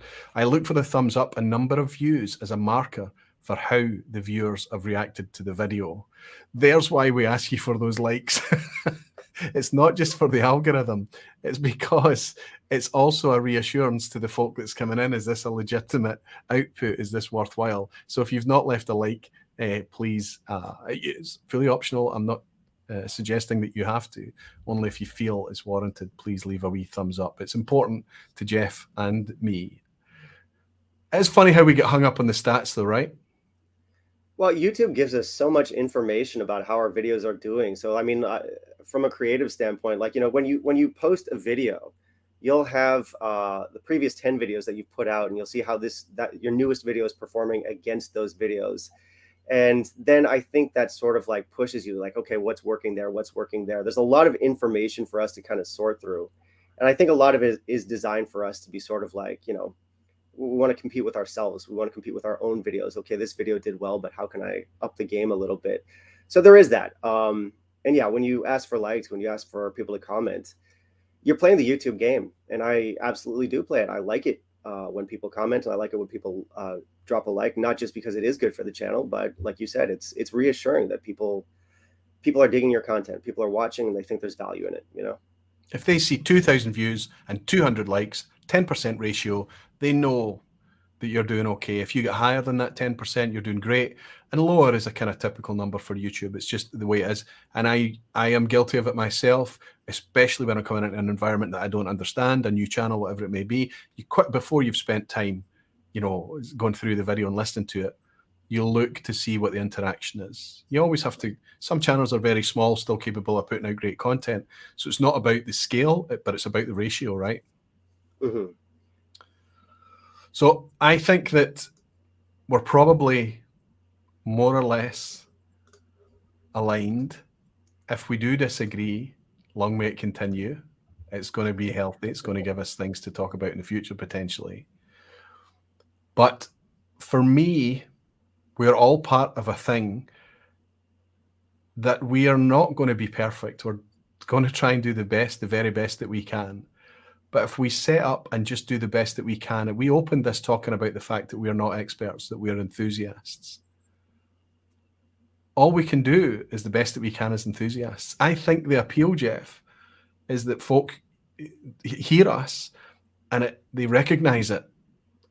It's not a master-slave, it's peer-to-peer. It's a similar level almost. And if we achieve the balance well, I think that's potentially what we could do best. Anyway, I can't have somebody on from Taiwan and not talk about a Taiwanese whiskey. You're not a Taiwanese national, I understand, but you live there. Yeah. We all know Cavalan. We don't have Cavalan in the glass tonight. The good Cavalans are super expensive for us here. I hope they're cheaper where you are. They are. Our last whiskey before we go into Menno. Please stay for Menno's quiz at the end. Jeff and I will be lining up against each other, side by side, taking it on the chin.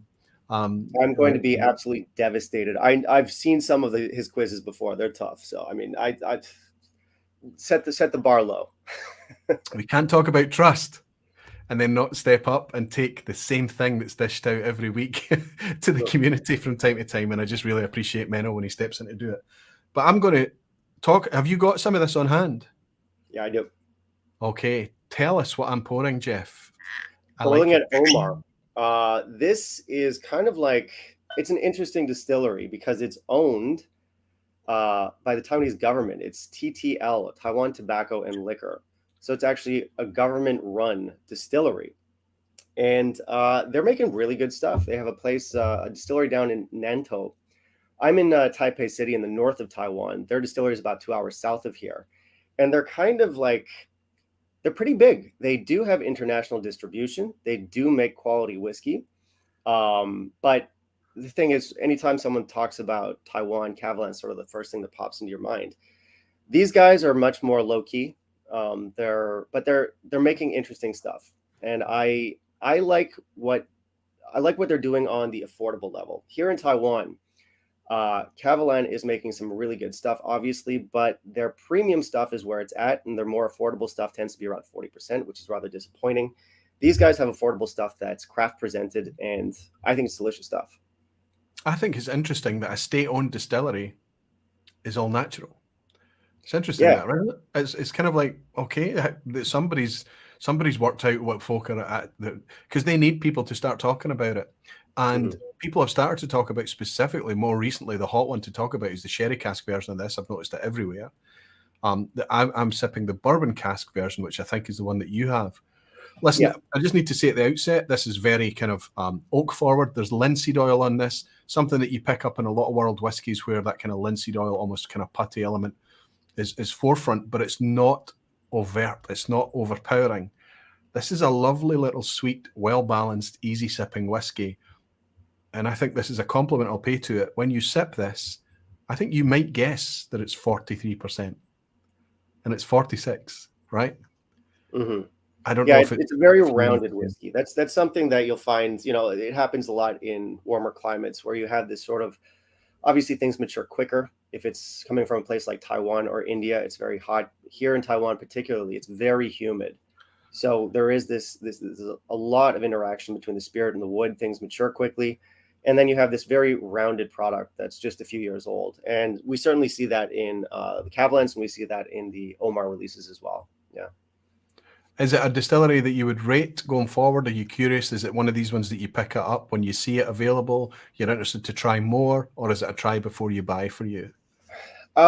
So when I go to whiskey shows, I try a lot of their cask strength stuff, which is absolutely delicious. The thing is, they only have a couple affordable bottlings that are ubiquitous here in Taiwan, and then everything else is sort of like this one-off cask strength, single cask type deal. They can be rather expensive. So I sample them at whiskey shows. I have bought a bottle before, but what I stick to for the most part is their entry-level stuff, just because it's the equivalent of, I think it's around 30 pounds, under 30 pounds here in Taiwan. So it's cheap and it's delicious. So I tend to stick to their entry-level stuff. But it sounds like more work needs to be done to expand that core offering. Well, I don't know that they have a big core range. I think they just do a lot of single cask stuff. They are a big hit here in Taiwan. A lot of the locals drink them, and rightly so. I mean, it's, you're supporting your own industry there, but it is good stuff. It sells well here. I've seen it in places like Malaysia and Singapore, and I know that it's available in Europe. So I think they're doing fine. But in terms of like a core range, there's not much from them, and I think their best value stuff is the entry level. I think it's sweet, it's easy, it's rounded. There is a nice mouthfeel to it. It's going to be something that you can easily pour for most people. Oh, lovely vanilla lick right there as I'm speaking over it. there's a little bit of spice, but there's not a lot of kind of, it's a lighter, rounded, easier whiskey, I think. Yeah. But it's good. I think it is good, and I think I would be keen to try and pick up the sherry cask and see what that's all about. I guarantee I won't be able to get it for £30, but hey, that's just where we're at. Okay, buddy. I know you had coffee before you went live tonight. I don't know how much coffee you had. I don't know if you had enough coffee to deal with this man in Belgium. Let's bring him in and see if he's ready. Menno, my friend, you know the drill. I'm going to apologise to you and say thank you very much for your patience sitting in the background. I know that potentially you might have been watching anyway, but you do it every time. You know the drill by now. It's very much appreciated. Absolutely. You suggested that you're going to be kind to us. Well, let me rephrase that. I haven't been intentionally difficult. Let's call it that. Yeah. Okay. So, based on Menno's subjectivity of how he appraises the quiz, we're still somewhere in limbo. We don't really know what to take. I'll let you decide. Yeah. And Jimmy Legg is calling out your bin promotion T-shirt. Absolutely, buddy. I did thank you for that earlier on. It's a bit of an OG T-shirt, that one. It's nice to see it. Listen, the quiz at the end, for everybody that knows the quiz at the end, it's always multiple choice. Menno's is no different. I like to bring Menno in to do this because, well, it's nice for me not to have to make the quiz in a week, and thank you for giving me a week off, Menno. But it's nice, if I'm going to kind of do this and host this quiz for you every week, I need to kind of take some of my own medicine a little bit. Because it's fun. I like it. The reason I put a quiz at the end is not just to finish the vPub session and round it out. It's because I like it and it's always been there. It's always been part of it. So it's nice for me to participate. I don't know if you were nervous before tonight's live stream, Jeff. Are you more nervous about Menno's quiz? No, I just assume that I'll do terribly, and I'll set that, I'm prepared just by setting the bar very low for myself. Define low, and we'll take it from there. Oh God, I'll be lucky if I get 2, 3. Guaranteed. Nah. Pass mark is always 5. Listen, buddy, pessimism never leads to disappointment, right? So I see the tactic. So, and I'm nervous. I was talking about, there's one quiz that I did with you, I think, Menno, that I just scraped a pass, if I remember well. Yep. And I've yet to get a 10 out of 10. I'm not expecting a 10 out of 10 tonight. I'll settle for another pass. Macallan Fine and Rare is saying I can get Omar for the equivalent of £30. Again, because he's in Germany, the fantastic value that they get out there, the Netherlands as well, get great value products as well. Again, it's a tax issue. You buy it cheaper than the country it's made in when it comes to Scotch, and then the same price when it's Taiwanese. And Jimmy Legg is saying I like it when there's a Menno quiz because I get to see his handsome face. Oh, aye. Let's raise a glass to Menno and his handsome face. Buddy, when you're ready, my friend, take it away. Yep. Okay. Good luck, everyone. Good luck. Good luck. Okay, we'll start with a drum face related question. This comes from the news section. Which distillery has recently announced a new series of 4 limited releases inspired by coasts around the world? Would that have been A, Bushmills in Northern Ireland, B, Pulteney in Scotland, or C, Waterford in Ireland? I'm a wee bit nervous here because Dramface is a bit close to my heart. I think I saw this one, though. Oh, should we have a piece of paper ready, Menno? Do you need an A and B up, or will we just... Yeah. Whatever works for you, yeah. We'll just do the fingers thing, Jeff, will we? Okay. Well, so A being 1, B being 2, C being 3, is that it? Okay, 1, 2, 3. I was going to suggest that, it'd have to be like that, so the camera sees that's a B, and that's a C, and that's an A. Tell you what, I think I do have... No, I don't have paper. Yeah, all right, we'll do it your way. Well, it's not... This is a new way, but it's just because I hadn't prepared. So I'm going to go... Menno, give us the countdown. Okay, then in 3, 2, 1, will be B's. B's. You flipped the D to a B. Am I a B? No. Absolutely B. Yeah. Absolutely B. Okay, so Jeff, you'll cruise towards a 2 out of 2. In a recent video on Gwhisky, Jeff reviewed a whiskey recommended by Roy, or was it Roger? I can't remember. Which whiskey was this? Was that A, Glencairn 10, B, Speyburn 15, or C, Feathercairn Warehouse 2?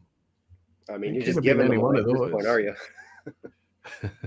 That's a free one. So Menno's That's a following freebie. the recent pattern of easing us in, nice and gently. Then he drops a bomb on us, huh? Yeah. When you're ready, big guy. All right, 1, 2, 3. 1, 2, 3, B. Absolutely B. I was Roger from downtown Highland. I don't think you could have picked a grosser picture of a housefly. I wasn't impressed with your representation of our community here, my friend. But we'll let that one fly, if you pardon the pun.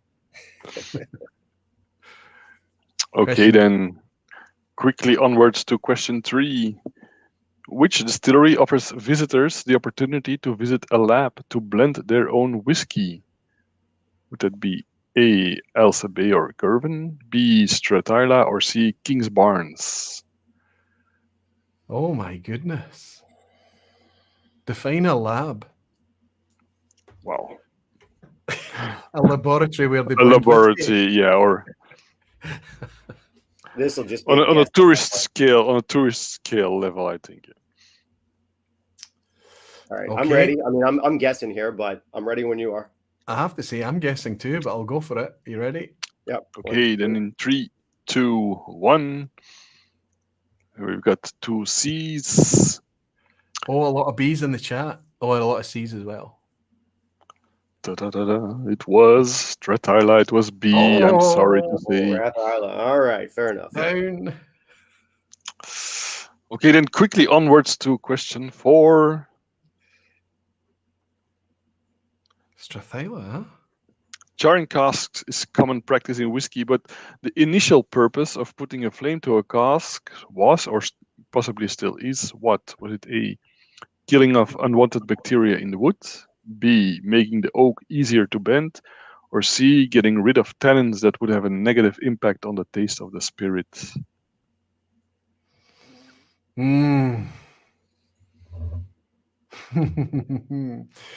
The original, the initial. Do you The mean initial. What they historically? start? Why did they start charring casks? Basically. Okay. I'm ready. Yeah, me too, I guess. Okay. 3, 2, 1. B and B, making the oak easier to blend. Could it be 4 B's? It is 4 B's. It was not intentional. It's only afterwards. We're not bar flies tonight. We're bar bees. 4 B's. No, that's not right. Lucky guess. Wow. That's definitely not right. Okay. One Glassman's on 4 out of 4. He's doing better than me alongside Andrew Butler. And Whiskey with Molly Ben as well. Sorry, Menno. No. We're already halfway there as we approach the picture question. Which new lowland distillery are we looking at? Would it be A, Holyrood, B, Falkirk, or C, Inchderny?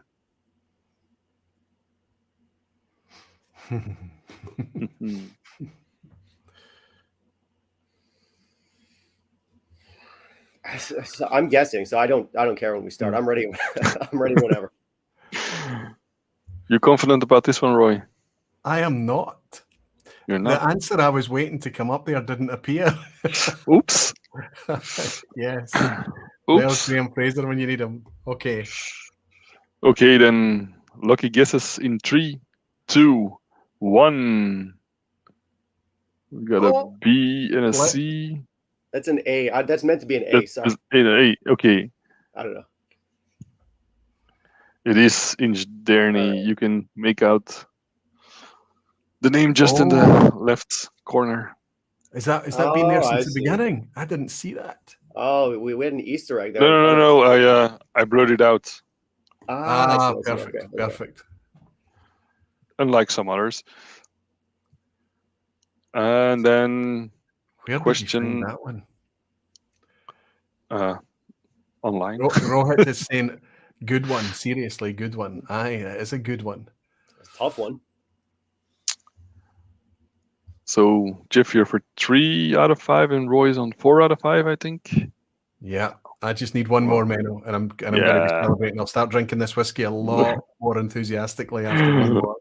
Okay, then. Question 6. While we're at this Inchderny, which rather remarkable sign is put up at the gates of Inchderny Distillery? Oh, wow. Is it A, no visitors allowed because we're busy making whiskey? Is it B, to boldly go where no distillery has gone before? Or is it C, in sour mash we trust? Oh. Starts to get hard. Yep. Yeah, I mean, you'd have to have been there.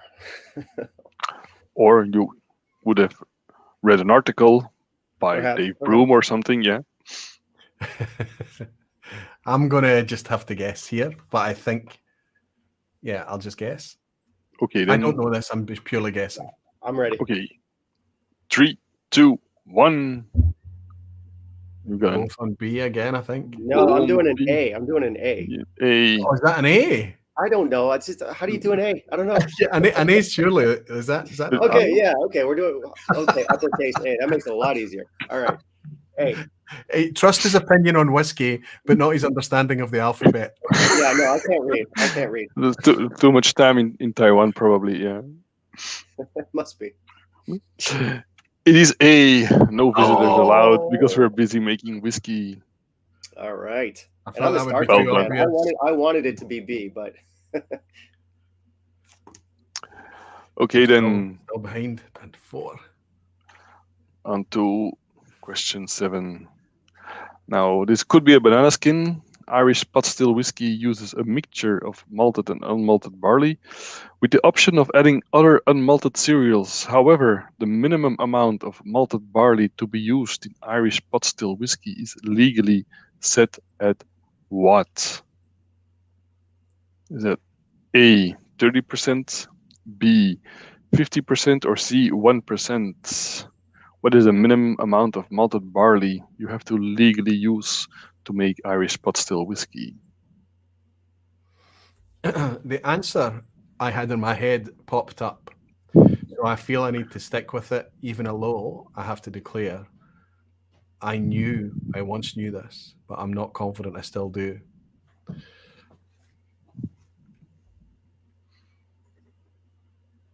Ready when you are. yeah, I'm ready. Good to go. Okay, 3, 2, 1. Answers. We've got 2 A's, and well done, because you didn't get fooled by the banana skin. It is a 30%. This one was interesting because there's been a bit of a controversy lately, as some distilleries are challenging that law because they feel it's a bit bogus, because in throughout history it has never been determined how much malted barley you actually had to use, so it's fairly recent, and they don't agree with it, I think, something like that. Wow. Well, they need to have a minimum because of the enzymes, the catalyst to start the. Obviously, yeah. But it's more than 1%. I think they're up at maybe 5 or something. I don't know. But it'd be interesting to see. And I know that there's a couple of really recent, very, very interesting spirits I've had with significant amounts of unmalted barley in it. One of them is, I think it's still a secret project though, so I won't mention where it's from, but it's a Scotch whiskey too. And it was quite delicious. It was gorgeous. A lot of people, kind of my friend, the Whiskey Rev included, doesn't enjoy that kind of really, really super oily texture, but I absolutely adore it. I love it. Good one, Menno. Another good question. Okay. Question 8. Should you be on the lookout for a special holiday gift?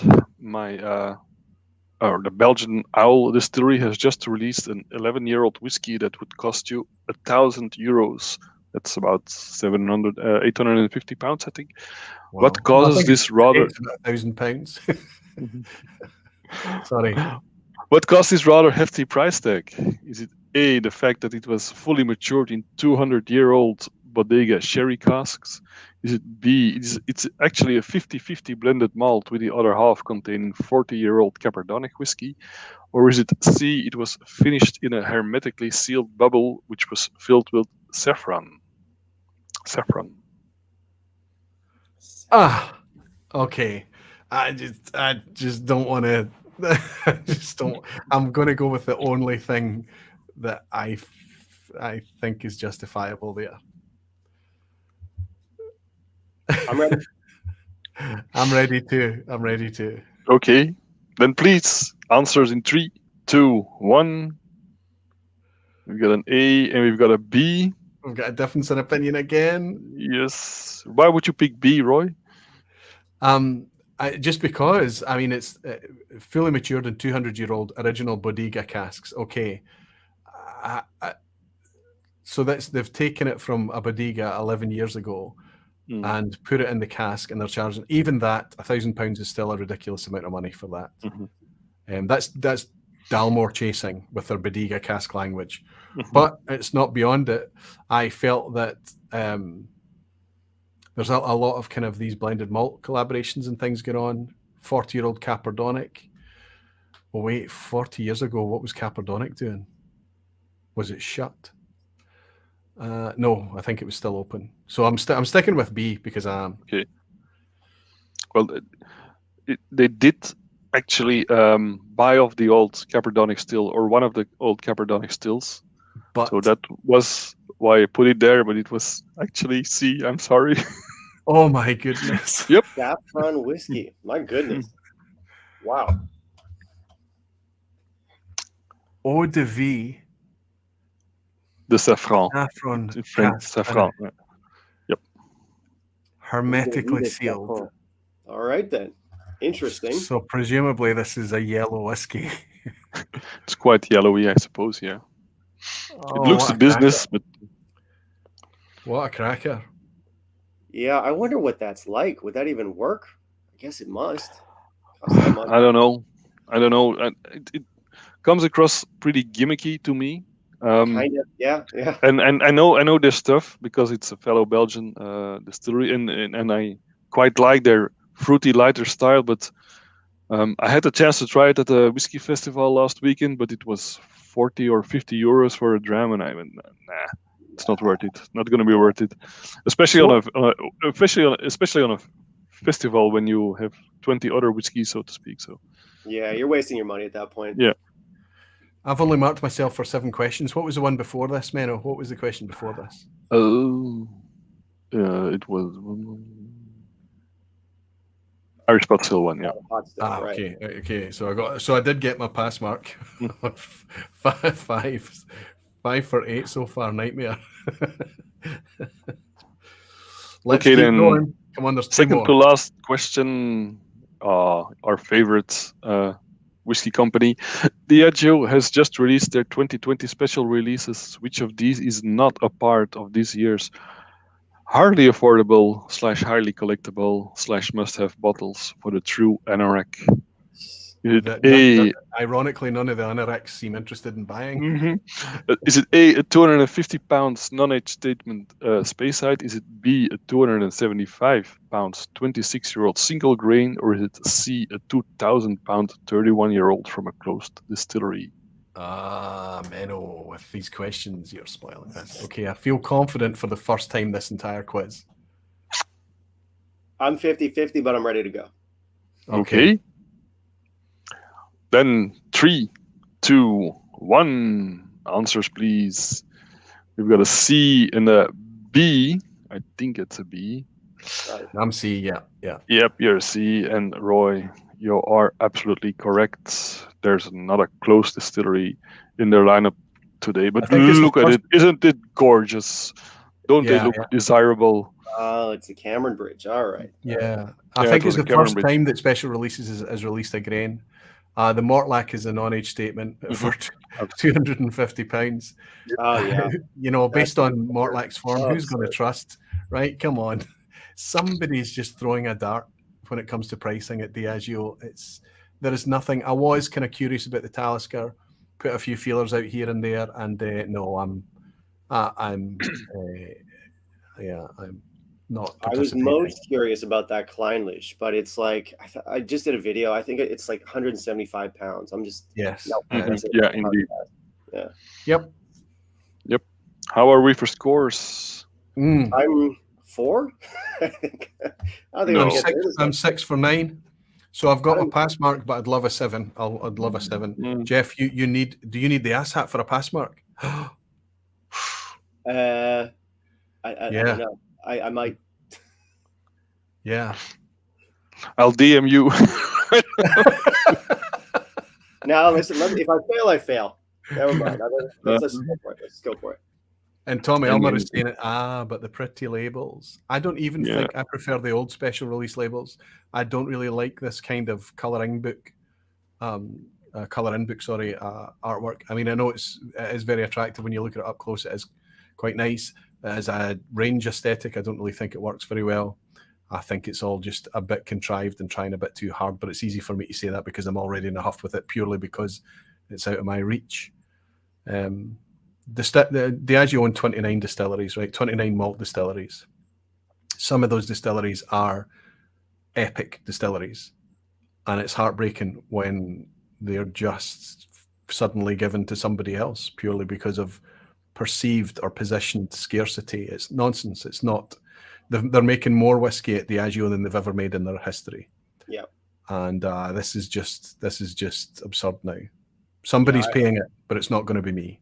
I plan on doing a reaction video to this next week. I mean, it won't exactly be a hot take. I'm sure a lot of people know what to expect from that video, but it's absurd now. Without giving away too much, I don't know how much of this stuff I'm going to buy this year. Traditionally I'll buy 1 or 2 out of curiosity, but this year, who knows? Yep. No, I'm going to hunker down and buy none. There's lots of whiskey to put my money on. It's much more. It's much nicer in its intention than this stuff. If we talk about transparency, if we talk about trust, the theme of the vPub tonight, this is an illustration and the exact opposite of all of that. We don't, the Mortlack, we can't know what's involved there. Actually, I'm repeating the words now from Sean at Whiskey Lock. He did a video on this.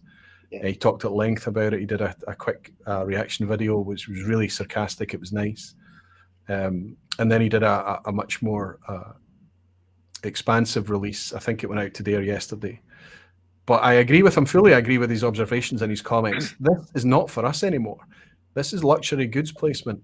And I am concerned about just how much whiskey there are at that end of the market. There is at that end of the market now. It's a crowded little space. There must be a lot of people out there with lots of money to chuck at whiskey.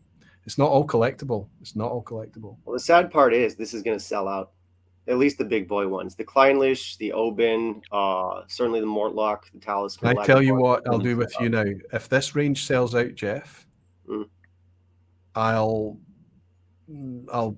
gift you a bottle of special release, not from this range. Because I'll tell you, I've been able to buy special releases from 2017 online this year. Some of them sell out, yes. Sorry, I might have worded that wrong. It will sell well. Sell out. Yeah, no, yeah. I'm willing to bet that Singleton. I'm willing to bet that Singleton won't do much. Sorry, I mean, 2 years ago they did 2 or 3 years ago they did a 20-year-old something Kraganmore that was very good for a very decent price. It was 130 euros or something like that. And I even see those still on the shelf. So and that was actually pretty good at a fair price. So no, but it's not a sexy distillery. Yeah, scratch that. It's not going to sell out. Certainly not the entire line. The Lagavulin will fly off the shelves. The Talisker will fly off the shelves. But then mysteriously, there will still be a few bottles floating around a year from now because they actually did make quite a lot of it. But you're going to have that initial hype and people will be scrambling. And it's the same thing every year. It's the same thing every year. Just with higher price tags. Yeah. And it's a shame because like you already touched upon, Jeff, genuinely there's whiskies there I want to try. That Kleinlich, absolutely. I'm really interested in that Kleinlich. Yeah, I mean, I didn't love the Lagavulin last year. I came down on it mostly for price, but also, I mean, I didn't love it as much as a lot of other people did. But these are good whiskeys. I'm convinced that a good half of those would probably be stunning. How often do you see a cast strength Oban? Yeah, I mean, okay, it's not the first time they've had it. They had one out last year, but this is a very small distillery. It doesn't put out a lot of content, so this is an interesting release there. And then the price just makes you go, yeah, it's not interesting anymore. Glenn Anderson's bought us a wee dram to say 2 out of 3 fave whiskey tubers tonight. I have to get the Talisker. Okay, he's admitting that he's going to be wooed by it. The Talisker's going to draw him in. I think we're all chasing that 8-year-old from a few years back, but they've not brought it. I'm sorry, they just haven't. I've bought 2 Taliskers since then. 15-year-old was okay. I've got actually 3. I've got 2 8-year-olds here. Neither of them are worthy to talk about. The 15-year-old was pretty good. The 8-year-old before that was immense, but it was £75 or something, or 70, 80 pounds. It was a lot of money for an 8-year-old, but my goodness, when you tasted it, it was knockout. But they've just not found that form again, and now it's far too risky a gamble for all of these. Sorry.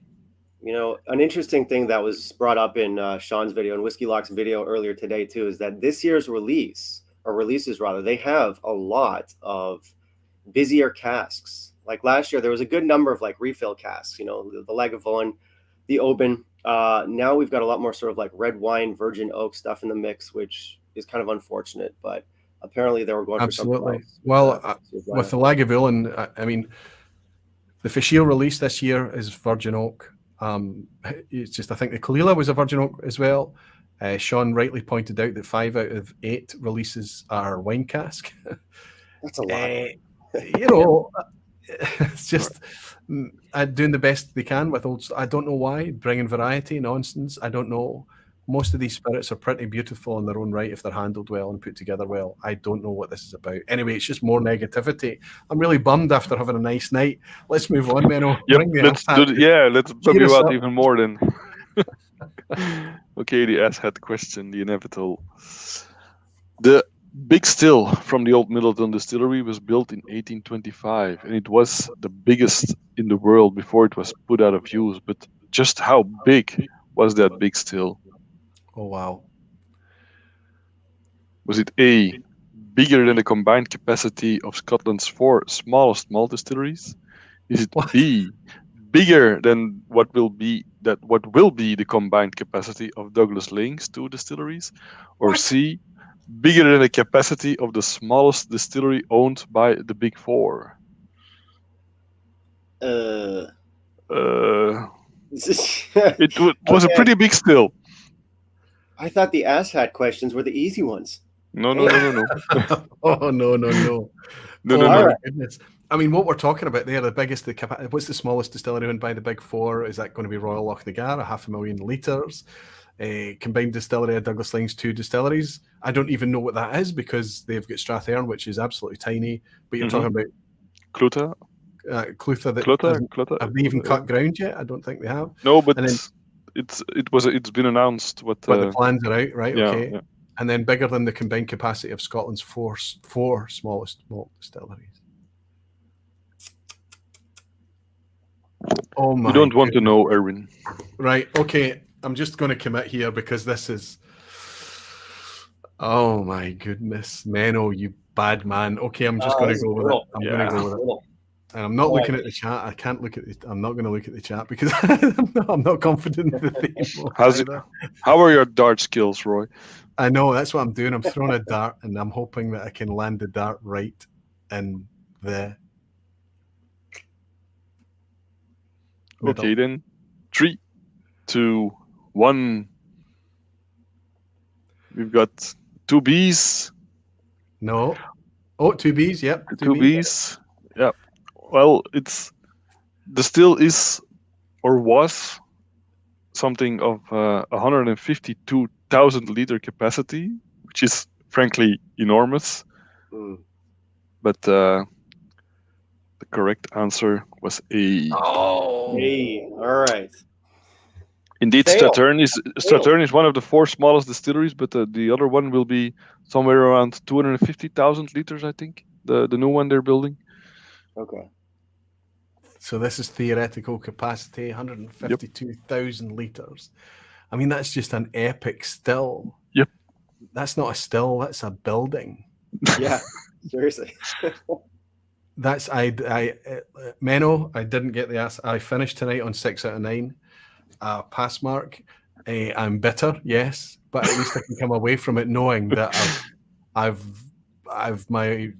genuinely dropped my jaw at some of the questions tonight. The saffron, This one, the asshat at the end, superb. So Thank I'll you. go and lick my wounds, but all the while know that my wounds are going to heal because I've learned something, right? So Right. terrific, big guy. Let's see if anybody managed to do anyway a 10 out of 10 tonight. Jimmy Legs on 7 out of 10. Jimmy beating me. Minion Chuck also beating me on an 8. Cursor in Seattle, that looks like a new name. Welcome. He's saying he fails on a 4 out of 10. There's no disgrace in that whatsoever. What did you finish on, Jeff? Did you get the pass marker? No, I don't think I think I just got 4. I failed. Right, you can join Cursor in Seattle then on a 4. Right. Pragmatism, this thing that you show on the channel, buddy, you bring to the quiz at the end, especially when it's a brutal Menno quiz. Rob Halford is saying that's insane. I agree. Lowlander, new name, 6 out of 10. Welcome in. Lowlander and Marty Wong is on a 3 out of 10. Hey, no disgrace in it at all, Marty. That's brutal. Scraped a pass. Andrew Pearce on a 5. Andrew, you usually do really well. Eric R on an 8 out of 10. Terrific, Eric. Great score. 7 out of 10 for Nicholas. 7 out of 10 for Too Slow Rob. My goodness, look at these scores. Tim, Don, Tom Elmer, all scoring a 7. Andrew Butler, so close. I can't tell you the last time I remember Andrew Butler not getting a 10. Brutally hard quiz, Andrew, right? Gabriel Wilding, 8 out of 10. Happy with that. I would be as well, Gabriel. And MJ Rodden on a 7. Danny Boy on a 5 out of 10 by the crack of his... I'll change that to Danny Boy to the back of your backside. Terrific stuff. Jimmy Legs bought us a dram to say, make sure that Menno gets this tenner. He needs all the help he can get. Peter Lee got 9 out of 10 as well. Is he in the Whisky Library? Is he doing this? Is he just... How, Peter? How are you getting 9 out of 10 on a quiz like that? Amazing. Danny Hamilton, good to see you, Danny. Bought us a dram. Cheers for tonight, everyone. Hit that like button before you go, Danny. Thank you so much. Let's raise a wee glass to Jimmy Legg and Danny Hamilton for the drams. Cheers. I'll finish this wee Taiwanese dram. And I might have to pour one of the whiskies that we didn't talk about. We didn't talk about Glenlivet's foray into natural presentation, the illicit still in the licensed dram. In summary, we were encouraging of both. We need to see more of that, and I think we both prefer the licensed dram over illicit still. Yeah. We do have consensus. We agree. Yeah, I don't know how well we delivered on tonight's premise. We basically did agree on most things, but I don't think it's a vPub unless we just kind of get almost vaguely there. Yeah. As soon as we start to nail it, then we've become experts. And we're not part of the community anymore. We're no longer just enthusiasts. We're super professionals. And I think that's not... I'm just trying to make myself feel better. I'm glad you nodded there, Jeff. Thank you. Jimmy Jazz has bought us a dram to say, this is where I pay for access to your fans-only site, Roger. A fun night, boys. Let's pour a wee dram of the licensed dram so that I can raise a glass to everyone as we finish here tonight. Listen, in case you haven't worked out, there's a wee link up there top there for Jenny. She's running a 20-kilometre marathon for the Ben. I think it's a fantastic cause. If anybody's feeling generous tonight, please click that link up the top of the live chat and go over and drop a wee £1 or £2 in Jenny's. Not enough to wear down, but enough to tell her that you support her and you love what she's doing. I think it's fantastic. And for everybody else, for my pal from Belgium who never fails to bring it, I mean, it's annoying. I have to be honest, it's annoying. What are you pouring, Menno? Ardnamurchan. I know you can't talk about it, but it's bloody good. We can't talk about it. Which one is that? Is that the new AD, the standard one? No. This last year's bottle. Oh, okay. One of the AD batches, right? So Ardnamurchan have been nominated in 3 categories, and the parent company Adelphi's 4. So that's 4 categories. It's quite incredible. I hope somebody that was responsible for putting together those special releases looks to the Western Highlands and sees the big monster that is Ardnamurchan bounding over the hill towards you to take your greedy business. It's a medium to short-term strategy you're pulling there. Pockets, bank accounts, and honestly, whiskey fans, purse strings have long, long memories. Ardnamurchan are doing things right, and long may it continue. Let's raise a wee dram for Menno over there in Belgium with his Ardnamurchan that we can't talk about, Jeff. Let's raise a wee dram to Jeff. Thank you for your trust, Jeff. Thank you for your great content, your output, your opinion, your pragmatism and everything. Thanks for stepping forward tonight in all the humility. It's been a pleasure to hang out with you guys. Thanks to everyone. Cheers. Cheers. Guys, if you can, please hang about for after the credits roll. I know Jeff will be off to pour another cup of coffee potentially, but we can raise a wee glass offline. Thank you both for joining us once again. Menno, thanks for all your hard work, my friend. See you soon. Cheers. Jeff, I'll see you on the other side. Thank you. Sounds good, buddy. Thanks. Bye, guys. Terrific stuff. Wonderful. Been a long time coming to get Jeff on the channel. You can see why. He's 7 hours ahead. He's sitting there now. He's been there for a couple of hours, and it's still only just beyond 7 o'clock in the morning for Jeff. But amazing dedication. He's putting out regular content, putting out lots of really good quality content. I'm sure I'm speaking to the converted. You've discovered who Jeff is at Gwhisky. But please, I'll put a link in the description. Of course I will. And I'll also put a link in the description for the other channels that I'm enjoying too.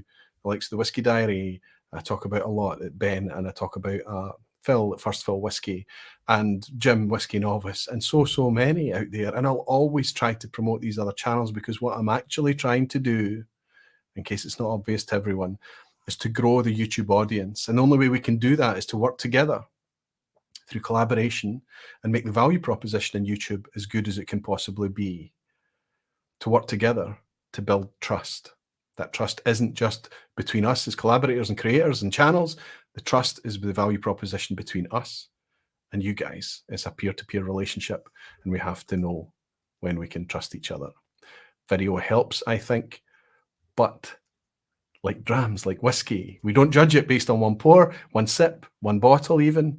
We judge it over our journey, our time. And we're all spending a lot of time watching Whisky Tube, right now. And I, for one, am very, very grateful for that. I'll be back next week to talk about all the whiskies that I can talk about that I'm a wee bit sad are not making it into the Oswas once more. Some of these will be obvious things that I talk about quite regularly, of course, but those I'll skip over because I've given lots of airtime. I'll be looking at things that I think should potentially be considered for future Oswas maybe, but things that don't appear in the Oswas and the Only Scotch Whisky Awards, because you can only put forward 6 nominations. I can talk about that next week, but there are lots out there that have been missed. Anyway, that's the plan next week. I'm looking forward to hanging out with you on another Thursday night again. And until then, I'll raise this wee glass to say thank you to everybody and say that you're all very dearly loved. Thank you for spending tonight with us. Thanks to Menno. Thanks to Jeff. Slancha ba.